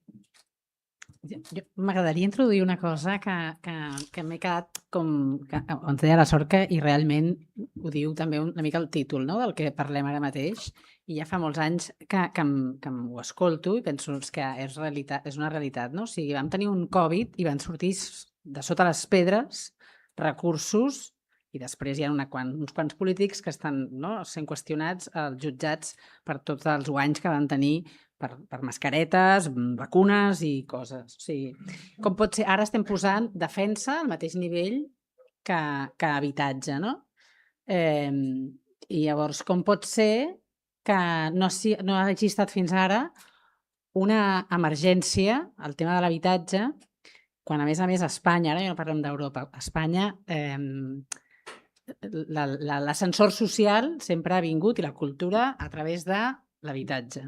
Llavors, també jo crec que hem de fer una mica d'autocrítica, no? I sobretot la part també política, de que potser s'ha anat deixant de costat la part de l'habitatge que el mercado haga, jo també soc economista, però ho hem fet potser tard, no? O sigui, estan molt bé totes aquestes iniciatives, però què passa? Per què no afloren? Abans el Gabor deia, per què no tots aquests edificis buits d'oficines, de naus, que potser volen fer un canvi d'ús, no es permet, les llicències, per què no s'accelera també tot això, no? Perquè aquests 10.000 pisos turístics, la gent va complir una normativa per seguir, no? I poder agafar aquesta llicència turística, ara perdran la llicència o ja veurem què passa i qui ha d'indemnitzar amb aquesta gent que tenia una inversió en un model de negoci i s'han canviat les normes del joc, però hi ha altres coses que també es poden posar allà. Sí, t'ho dic per... És que no s'ha d'indemnitzar ningú. És a dir, quan tu vas tenir aquest habitatge o el vas comprar al llogar, el vas comprar per viure-hi. Després tu has volgut fer un pelotazo i aconseguir poder fer... Jo d'entrada no, però no, però és que l'habitatge està definit a la Constitució com un dret dels espanyols i espanyoles. Per tant, aquí indemnització cap. Si tu has volgut fer això... És una activitat econòmica per la qual s'està pagant, s'ha permès algú. O sigui, algú ha permès que hi hagi una llicència. El Tribunal Constitucional ha dit que tu pots exercir el teu dret a la propietat privada de forma igual. Tu pots llogar al teu pis. Ningú te l'està expropiant. No és el comunisme i aquesta bogeria que s'està dient. No, és que ningú t'expropia. Tu pots posar el teu pis al mercat i el pots llogar. Només faltaria. Acabáramos. La llicència turística, qui la concedia? Bueno, es concedia, però en aquests moments s'ha regulat i de la mateixa manera que hi ha coses que no es poden fer perquè els marcs regulatius canvien. És a dir, no és una opció especular amb l'habitatge. L'habitatge és per viure-hi. I si algú ha volgut, en comptes de cobrar els 1.000 euros o 1.100 euros que li toquen, cobrar-ne 10.000 al mes, doncs s'ha acabat. És que no. És que l'habitatge no és per això, l'habitatge és per viure, és perquè cap dels joves que està aquí no pugui acabar la seva carrera o no pugui fer la carrera, no pugui estudiar perquè no té on viure, o perquè els nois del meu barri no puguin fer una carrera perquè estan en un pis, no puguin estudiar educació al batxillerat perquè estan en un pis que estan a 40 graus vivint 15 persones. M'explico? És a dir, aquí indemnització zero, no s'ha d'indemnitzar ningú, l'habitatge és un dret i s'ha de respectar la propietat privada, per suposat. I tothom ha de poder llogar el seu habitatge, però s'han de respectar les regles. Oi que no us poseu a 200 km per hora per l'autopista? No, oi? Què passa si anem a 200 km per hora per l'autopista? Doncs l'especulació és fer el mateix, però en un àmbit com és l'habitatge, que és un dret social. Alguna pregunta per la Sorca? Sí? Bé, endavant, sí. Sí, exacte, específic per ella, perquè... Sí, gràcies. Hola, bona tarda. Volia preguntar si, a més de les polítiques que esteu plantejant com a nivell dintre del municipi de Barcelona, si s'esteu plantejant el problema també com de concentració d'activitat econòmica dintre del municipi de Barcelona. O sigui, vull dir, es podria redistribuir l'activitat econòmica i també la construcció d'habitatges al voltant de Barcelona, o sigui, expandir Barcelona, de manera que tant l'espai com els habitatges i la feina no estigui tan concentrada a la vegada que es fan transports públics que funcionin, no com el que tenim. Que activitat econòmica n'hi ha d'haver a Barcelona i a l'àrea metropolitana. La solució a l'habitatge ha de ser metropolitana, no només pot ser Barcelona. No sé si responc a la teva pregunta. S'està abordant així. De fet, activitat econòmica n'ha d'haver a la ciutat i n'ha d'haver als municipis de l'àrea metropolitana i la visió de ser metropolitana. Però, per suposat, quan tu abordes l'habitatge, abans ha comentat algun de vosaltres que no es poden construir més pisos a Barcelona. Sí que es poden construir més pisos. Hi ha espai, hi ha barris que s'estan creant, la Marina, a Sagrera s'estan construint. Encara hi ha capacitat per construir, però per abordar-ho de forma global i integral, la visió és àrea metropolitana, absolutament. Vale, doncs endavant, sí.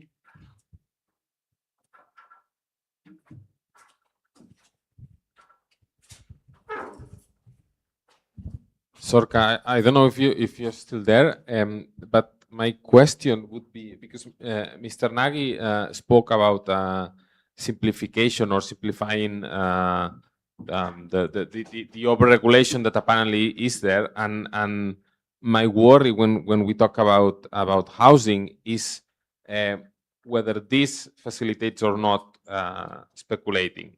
And I don't know. S'ha desconnectat. S'ha desconnectat. S'ha desconnectat. Doncs és igual. No, Potser per elles. doncs llavors per vosaltres. Sí. No, és que bàsicament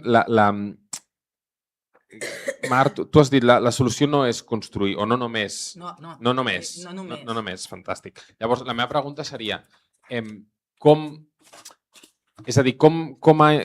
d'integrat té la Comissió Europea, no, quan aneu a parlar amb quan feu aquest diàleg, que la simplificació que ells diuen, que és desregulació en veritat, no ha d'implicar que això faciliti especular amb l'habitatge. En les demandes que vam passar a la comissió per l'AHA, ho dèiem, és a dir, ara ja us deia, una de les coses que hem posat és un capítol específic amb el tema d'especulació, que hi hagi aquest reconeixement d'ús social, i deixa'm-ho dir-t'ho, ho dic en anglès, request the recognition of housing as a social good in the forthcoming AHA, an European initiative against real estate speculation that includes anti-speculation safeguards, strengthens competition policy against abusive practices and improved access to data. Vull dir que aquí ho especifiquem molt clarament per on volem anar. I pel que fa a la simplificació, ara estem preparant i estem fent les nostres contribucions amb què necessitaríem perquè no sigui un exercici de regulació, sinó de generar una agilitat i el que us deia, que no hagis de, quan tu vols rebre els Next Generation, que no estiguis un any i mig picant portes fins a rebre els fons i que tinguin impacte al barri que més els necessita per fer els processos de regeneració o rehabilitació, sinó que tingui una agilitat. Per nosaltres, l'agilitat i la simplificació també és no estar un any i mig darrere de picar portes, sinó que això ho puguis solucionar amb un termini, amb uns procediments molt clars i de forma ràpida puguis executar i implementar aquells plans que tu presentes.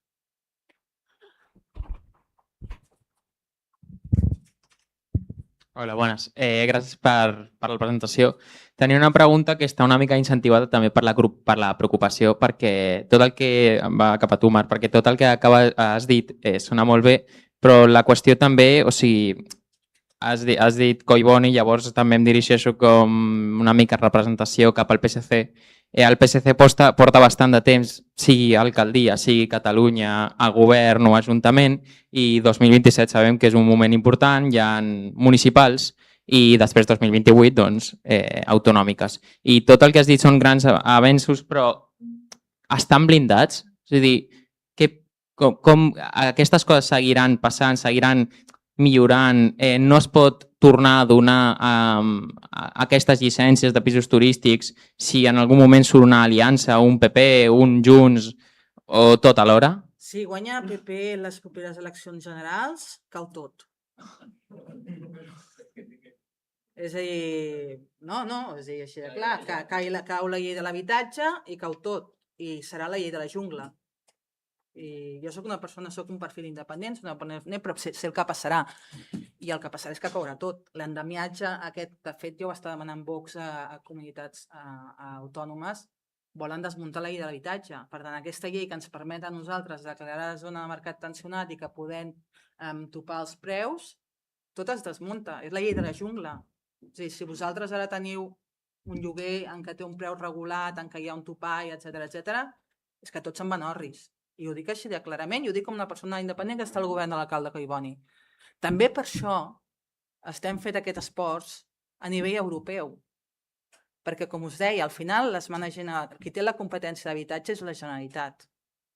Per tant, que Europa, el govern que té la competència, el nivell de govern, perdoneu que estic espessa barrejant llengües, el nivell de govern que té la competència, que és la Generalitat, li doni la capacitat, malgrat vingui el que vingui, de poder seguir implementant aquestes mesures de protecció de la llei de l'habitatge. I estic segura que Catalunya tal com estan les enquestes de les forces, això es mantindrà i tenim, entenc el que deia la Sorca, però tenim un pla que ha presentat la comissió i que segurament es presentarà ara al setembre, que ens podria permetre aquesta capacitat de fer i de regular amb la línia del que estem dient. Però bueno, estem intentant tenir unes safeguards o una protecció davant del que ens pot venir, està claríssim. I és que, bueno, us ho dic clar perquè és que hem de saber que ens enfrontem i el que ve és això. És a dir, ja està, ras i clar.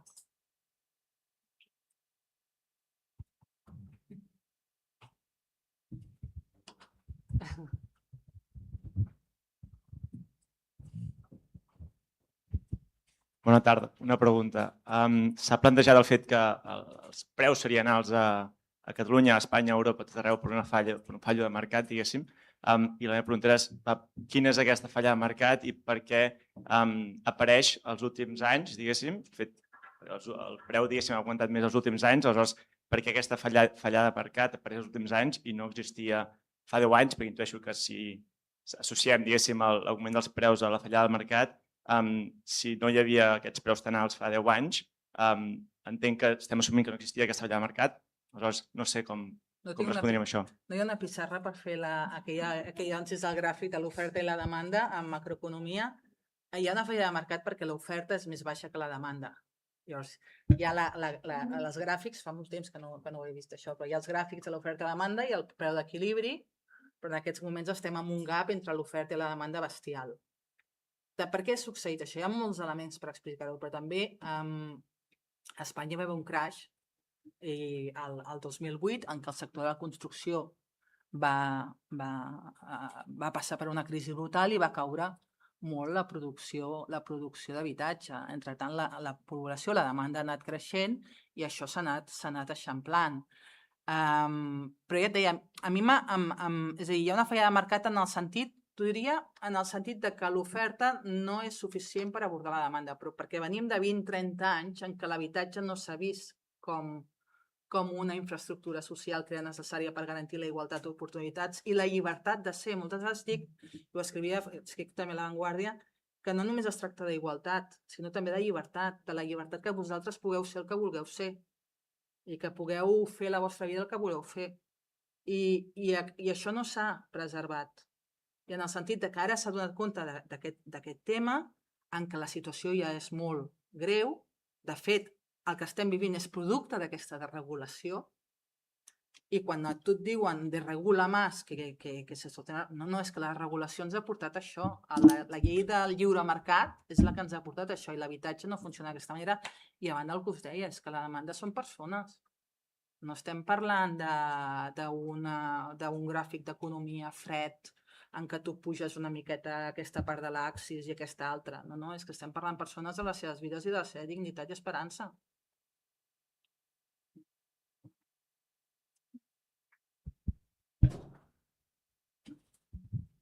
Gràcies. Jo volia fer una pregunta, ja que s'ha anomenat tot el tema dels expats, del digital nomad i tot això, ja que s'estan fent moltes mesures pels pisos d'habitatge de turista i tot això, volia preguntar fins a quin punt es poden també prendre mesures sobre aquesta gent estrangera que ve i compra 50 pisos a 20.000 euros i després els posa en lloguer per 1.200 euros al mes i tot això. Si això s'està prenent juntament amb tot el pisos d'habitatge, turistes i tot això, i també els desnonaments i tot el problema que s'està vivint amb aquest tema en els barris locals de Barcelona. Gràcies. Amb el tema dels expats, és a dir, no es pot fer això ara. En aquests moments no es pot fer perquè s'han pres mesures d'antiespeculació i el que estem demanant és que la Comissió Europea també ens doni més capacitat per poder abordar aquesta situació. D'altra banda, no poden comprar 20.000 pisos i posar-los a 2.000 euros perquè hi ha un price cap, un límit de preus i per tant això ara és il·legal. No serien, pel que fa als desnonaments, tota la raó, aquí s'estan posant tots els esforços per poder abordar la crisi social que això suposa. I aquí al final, no sé si ho hauria de dir, però ho dic, al final el problema també és de salaris. És un problema de salaris, que els salaris són massa baixos. Els salaris han de pujar. I ja està, és que els salaris han de pujar. No sé si m'estic posant en un problema, espero que no. Però els salaris... Sí, s'ha de parlar d'això. Hi ha un problema de salaris. I si els nostres salaris venen gent a treballar aquí, que treballa a Europa per fer la mateixa feina i cobra el doble que nosaltres, doncs aquí tenim un problema. No, no han baixat el sou. No, però al revés, pugen els costos, llavors Els costos estan en una crisi d'inflació molt gran, també. Clar. Sí, hi ha un tema de salaris que s'ha d'abordar i amb aquest mandat a Espanya, és a dir, s'han fet mesures superdisruptives. Si vosaltres veieu on estava el salari mínim abans i deixeu-m'ho dir, abans d'aquesta coalició de govern, estava a 600-700 euros, està ara a 1.100, 1.200, en 8 anys. Imagineu com canvia la vida això de les persones, el salari mínim. Però no és suficient, cal fer més. És a dir, estem parlant del salari mínim. Però els salaris de tots, a totes, d'aquestes 3 senyores, doncs, bueno, potser... No, jo... No, de tothom. El que vull dir és que hem d'anar a salaris mínims i als salaris dels professionals. No és només el salari de vosaltres quan entreu al mercat de treball. És a dir, els salaris han de ser més alts. Jo per continuar amb el cas aquest concret dels 10.000 pisos amb llicència turística que passaran al mercat lliure, volia preguntar-te si, per exemple, si l'Ajuntament de Barcelona té algun tipus de mecanismes per garantir que quan aquests pisos passin al mercat lliure no seran comprats, diguéssim, per petits tenidors o especuladors que d'alguna manera no els utilitzaran, o sigui, per entrar-hi a viure. La qüestió és que si està al mercat lliure, està al mercat lliure, però nosaltres estem fent en paral·lel, s'estan desenvolupant mesures per frenar l'especulació. Si no m'equivoco, amb l'acord de pressupostos de la Generalitat hi havia mesures per estudiar mesures per promoure l'ús de l'habitatge, l'ús residencial de l'habitatge, que ja va per aquí, i d'altra banda el que et deia, és a dir, no es poden posar els peus a 3.000 euros perquè hi ha un topall de preus vinculat a la definició de zona de mercat tensionat.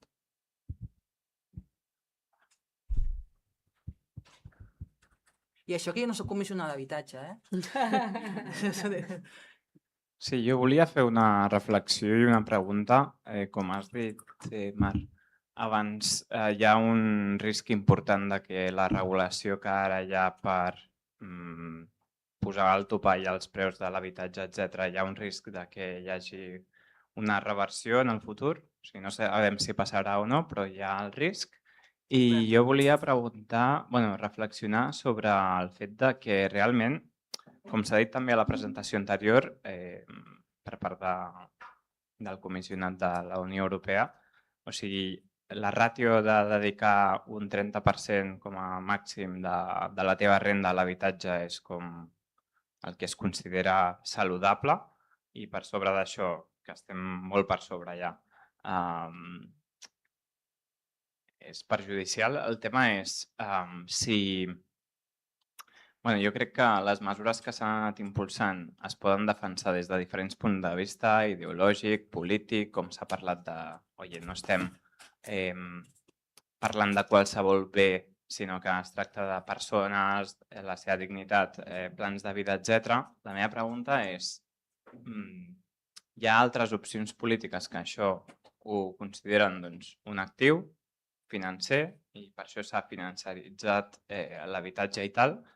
Llavors jo em faig la reflexió de realment hi ha consciència de que si tu dediques gran part o quasi bé la totalitat de la teva renda a l'habitatge, estàs deixant de consumir altres coses. Això pot portar a una crisi de consum que la pregunta seria si a la Comissió Europea o a la Unió Europea, que sabem que tenen com a objectius prioritaris tot això de la competitivitat, objectius econòmics, etc., des d'una altra perspectiva no tan ideològica, si s'està tenint en compte que si a aquest problema no se li dona solució, això pot generar una crisi de consum realment que pot afectar algun dels grans objectius econòmics que pot tenir la Unió.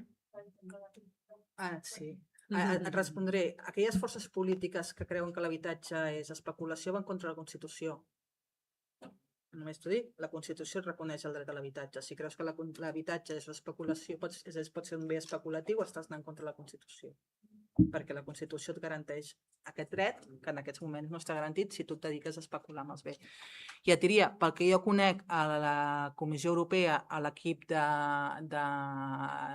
comissari d'habitatge, la vicepresidenta Rivera i la gent que m'està treballant en habitatge, tenen claríssim que si tu dediques més del 30% és que estàs traient diners del disponible i, evidentment, hi ha una crisi de consum. I, de fet, és el que veiem. Per això, quan nosaltres diem per la competitivitat, és que si tu vols atreure els recercaires nord-americans que estan marxant, però aquí no tens on allotjar-los, què fem?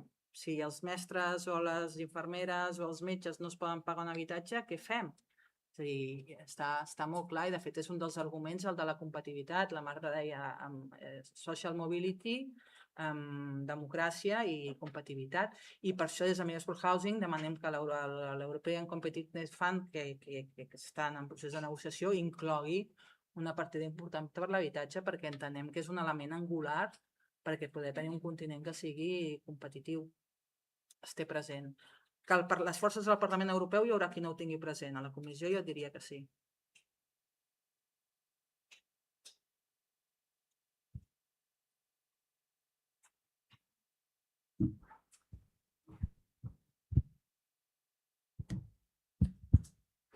Bona tarda. Hi ha recerques documentals, diguem, a la televisió de empresaris àrabs que estan comprant pobles sencers a Galícia, per exemple, sobretot aquests que constitueixen l'Espanya vaciada per crear, per especular, no? Per crear habitatges i després vendre. Jo no sé si existeix coses com aquestes a Catalunya o així, si vosaltres ho teniu identificat i sobretot si aquestes regulacions europees contemplen casos com aquests, no? Ja dic que parteixo amb la reflexió des d'un exemple del que està passant a Galícia, no? No sé. Jo la veritat és que ho desconec, però en tot cas dubto molt que la Comissió Europea contempli algun mecanisme específic a evitar això, no? Nosaltres estem demanant, és a dir, la part d'especulació que entenc que d'una manera o altra incloure aquestes xifres, però desconec. Sí, però aquesta casuística concreta... No en soc conscient jo. Jo no soc conscient tampoc.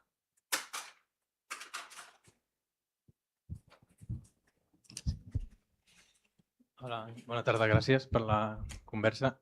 Tenia un dubte sobre les polítiques que heu estat comentant, són les polítiques que heu adoptat en aquests últims anys a Barcelona. Ens podríeu explicar si hi ha algun altre tipus de política que us hagi quedat com a visió de futur, per exemple, penso, no sé si limitació de grans tenidors, número d'habitatges que pot tenir una empresa, etc. O una mica comentar l'experiència de la reserva del 30% que va haver en l'anterior mandat, que realment no sé exactament si l'impacte ha sigut, com s'ha dit, que va aturar la construcció de nous habitatges i si l'eliminació d'aquest 30% ha alentat aquesta nova construcció d'habitatges gràcies a que s'hagi eliminat. No s'ha eliminat, No s'ha augmentat per això. No s'ha eliminat, està vigent. Està vigent. No es volia eliminar, val. No, es volia reformar. Es volia reformar perquè en el moment que tu, d'aquest 30%, això ho va dir l'alcalde, si la construcció és a dir, t'ho diré en paraules molt grosses, al final de 30% de 0 és 0. El que es volia fer és una reforma per fer-lo més efectiu. I per fer-lo efectiu. Però no hi va haver és que m'estic posant amb competències que no són meves, perquè us dic que soc comissionada d'Afers Europeus, que he focalitzat la meva feina en Measure for Housing, però no porto aquests temes. Però el que et diria és que no s'ha eliminat, segueix vigent i no hi va haver la majoria en el seu moment per fer una reforma que el fes efectiu. El 30% segueix vigent. La qüestió és que sigui efectiu en el sentit que realment contribueixi a crear unitats protegides com és l'esperit de la llei. No és efectiu, aleshores, que es pot construir sense fer la reserva, diguéssim. No, és que no es construeix. És a dir, no és efectiu perquè no es construeix. Exacte, és a dir, tu apliques un 30% sobre un bloc, sobre X. Si aquest X no existeix, el 30% no el pots aplicar. Llavors, el número d'habitatges que s'han construït amb aquest 30%, que s'han generat, és que són desenes, amb 7-8 anys, 6-7 anys, no ho recordo.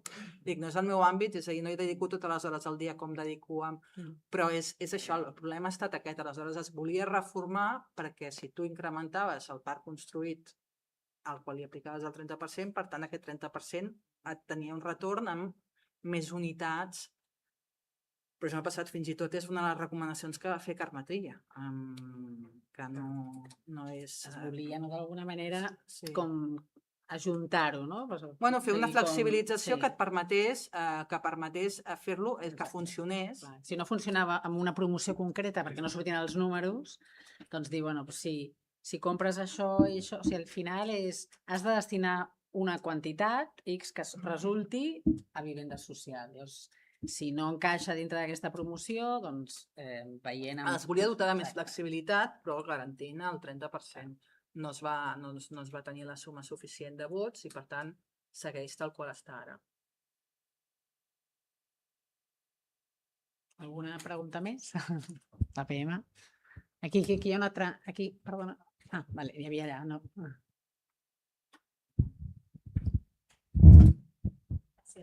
Gràcies. I Marc, disculpa, perquè vas dient que estem derivant una mica la conversa i no ajudaré gaire, però ens hem aquí engrescat amb aquest tema i jo també tinc una petita reflexió. A mi no m'has de convèncer que el dret de propietat hauria de tenir un límit a nivell de responsabilitat social, però com a graduada en diplomàcia i amb una especialització en els processos de mediació, estic entrenada sempre a identificar aquelles veus, diguéssim, i sempre estar pendent de quins serien els spoilers de la conversa, no? I abans hem comentat que aquesta festa se'ns desmunta, depèn de quins partits polítics surtin, que no cal entrar en detalls perquè tots sabem del que parlem. I la meva pregunta cap a tu i a les tres en general seria més quin tipus de conversa s'ha de tenir? Perquè les converses de si cal compensació o no perquè va en contra de la Constitució no solen ser diàlegs productius. Per tant, quin tipus de conversa hem de tenir per intentar evitar que un grup específic de la població, com a mecanisme de defensa o enrabiament en contra d'aquesta situació de la que ens trobem i de com resoldre aquesta crisi, votessin a partits polítics, que seria una llàstima, perquè llavors, saps què vull dir? Tu com ho argumentaries? Jo el que diria és que, i aquí, com dic, no es tracta de resoldre les fallades de mercat, sinó de definir quines són les regles del joc. Sí, però això està molt bé, perdona que t'interrompi, però un cop ja ets dins del joc, clar, quan som petits estem dins del joc i ens canvien les normes, és normal que s'enfadi. No, és que es posen unes normes que no existien, perquè s'havia deixat aquest... No han funcionat. És a dir, la pregunta és, funciona el mercat de l'habitatge? Actualment, no. Però... És a dir, tu vols... Llavors, si no funciona, s'han de prendre mesures. És una crisi normal o és una crisi excepcional la que estem vivint? Podríem dir excepcional, però després si mirem els fluxos econòmics i ens trobem en una situació que es podrà repetir o que s'havia pogut repetir abans simplement per l'oferta i la demanda de la que parlem, potser tan excepcional no és? O es transformarà en una tendència? Home, sí, jo crec que si una part de la població molt alta no pot pagar-se un lloguer... Sembla excepcional, estic d'acord amb tu, però... Llavors, precisament per això, we have to shape the market. Hem de definir quines normes del joc, perquè és un dret bàsic. Sí, jo estic d'acord amb tu. Aleshores, jo no soc el target que has de convèncer. Però és que no hi ha negociació. L'habitatge és un dret. Punto. I a Barcelona es posarà tots els esforços, estan posant a Barcelona, a Catalunya i a Europa perquè es garanteixi que l'habitatge és un dret. I és que no hi ha més. I aquells que diuen que no és un dret, que tens el dret a la propietat privada, ja han anat al Tribunal Constitucional a dir, senyories, esto no es constitucional. I el Tribunal Constitucional ha dit, això és constitucional perquè el dret a l'habitatge no està garantit i perquè el que els estan dient és que vostè pot llogar el seu pis. Ningú li està expropiant el seu pis. Vostè pot seguir llogant-lo. Vostè va fer una inversió, va comprar un pis i el pot llogar. Òbviament, com s'hi pot viure. Hi pot viure el seu fill, la seva filla, la seva dona, el seu cosí, el pot llogar a qui sigui. Pots fer el que vulguis amb el teu. El que no pots és explotar-lo econòmicament. Perquè en aquests moments el dret a l'habitatge no està garantit. Per tant, prendre una mesura d'aquest tipus... Per tant, és que no hi ha... Tu em planteges una transacció, en quin sentit? És que és un dret bàsic que està vulnerat. És com si em diguessis que quan hi ha una censura jo he de negociar amb els censuradors perquè han estat aplicant la censura i ara els canvio les regles del joc, que no. Sí, però trobo que també estic d'acord amb tu que moltes vegades és un abús, però no sempre és un abús. I tatxar de perpetradors a tot un sector de la població potser no és la Jo millor t'he xat de estratègia. perpetradors en el sector de la població. No vull dir de manera agressiva, disculpa si tu... especuladors, No, jo el que dic, propietari. jo el que dic és que quan tu agafes un habitatge per fer-ne, és que no ho he dit jo, us he fet una quote del Tribunal Constitucional.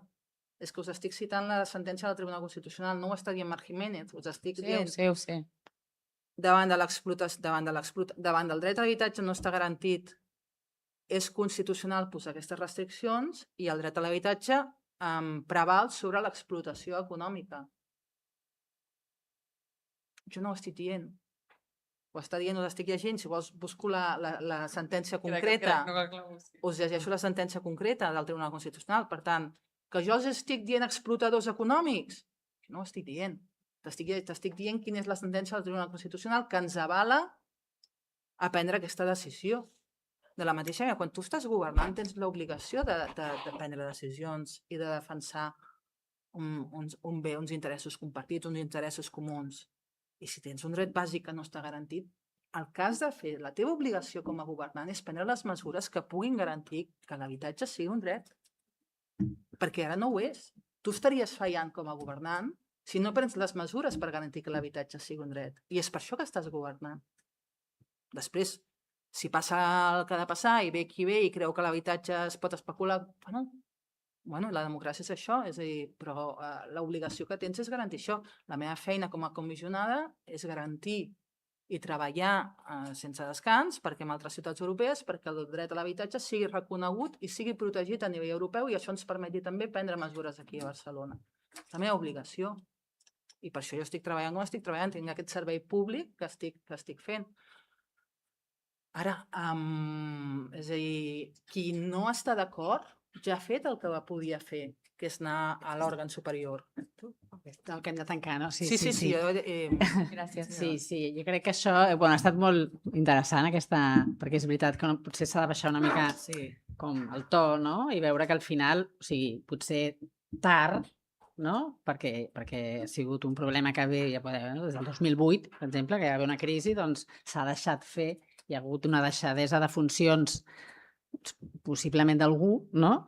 Però ara l'important és que estem amb el repte europeu, no? I centrar-nos en que ara és el moment, no? Que almenys sembla que és una cosa que no només passa a Barcelona, sinó que passa a Espanya, passa a la resta d'Europa, i això és un senyal d'una tendència demogràfica, segurament, que no s'ha sabut detectar i treballar. Llavors, ara l'important jo crec que és que les ciutats necessiteu aquesta cohesió i més eines i més finançament per poder treballar, per resoldre tot això, i una política europea, com a mínim, que hi hagi una visió a llarg termini amb unes recomanacions, perquè després cadascú farà el que vulgui en funció de qui governi i tot això, però que s'ha de treballar amb això, no? O sigui, d'intentar que hi hagi aquesta cohesió social, més a Europa, que és el que més o menys tenim com a valor, no? Que comparat amb altres països on el problema de l'habitatge també el tenen i el batallen com poden, però l'important és que hi esteu treballant i esperem que sigui en positiu, que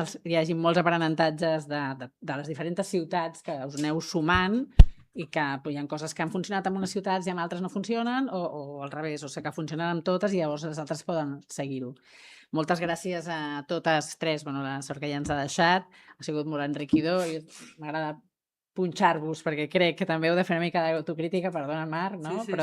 I aquí ja no és una qüestió d'un partit polític, sinó segurament de molts anys, de molt enrere, i està clar que ja et dic que no només ha sigut Barcelona, sinó que ha sigut tota Europa.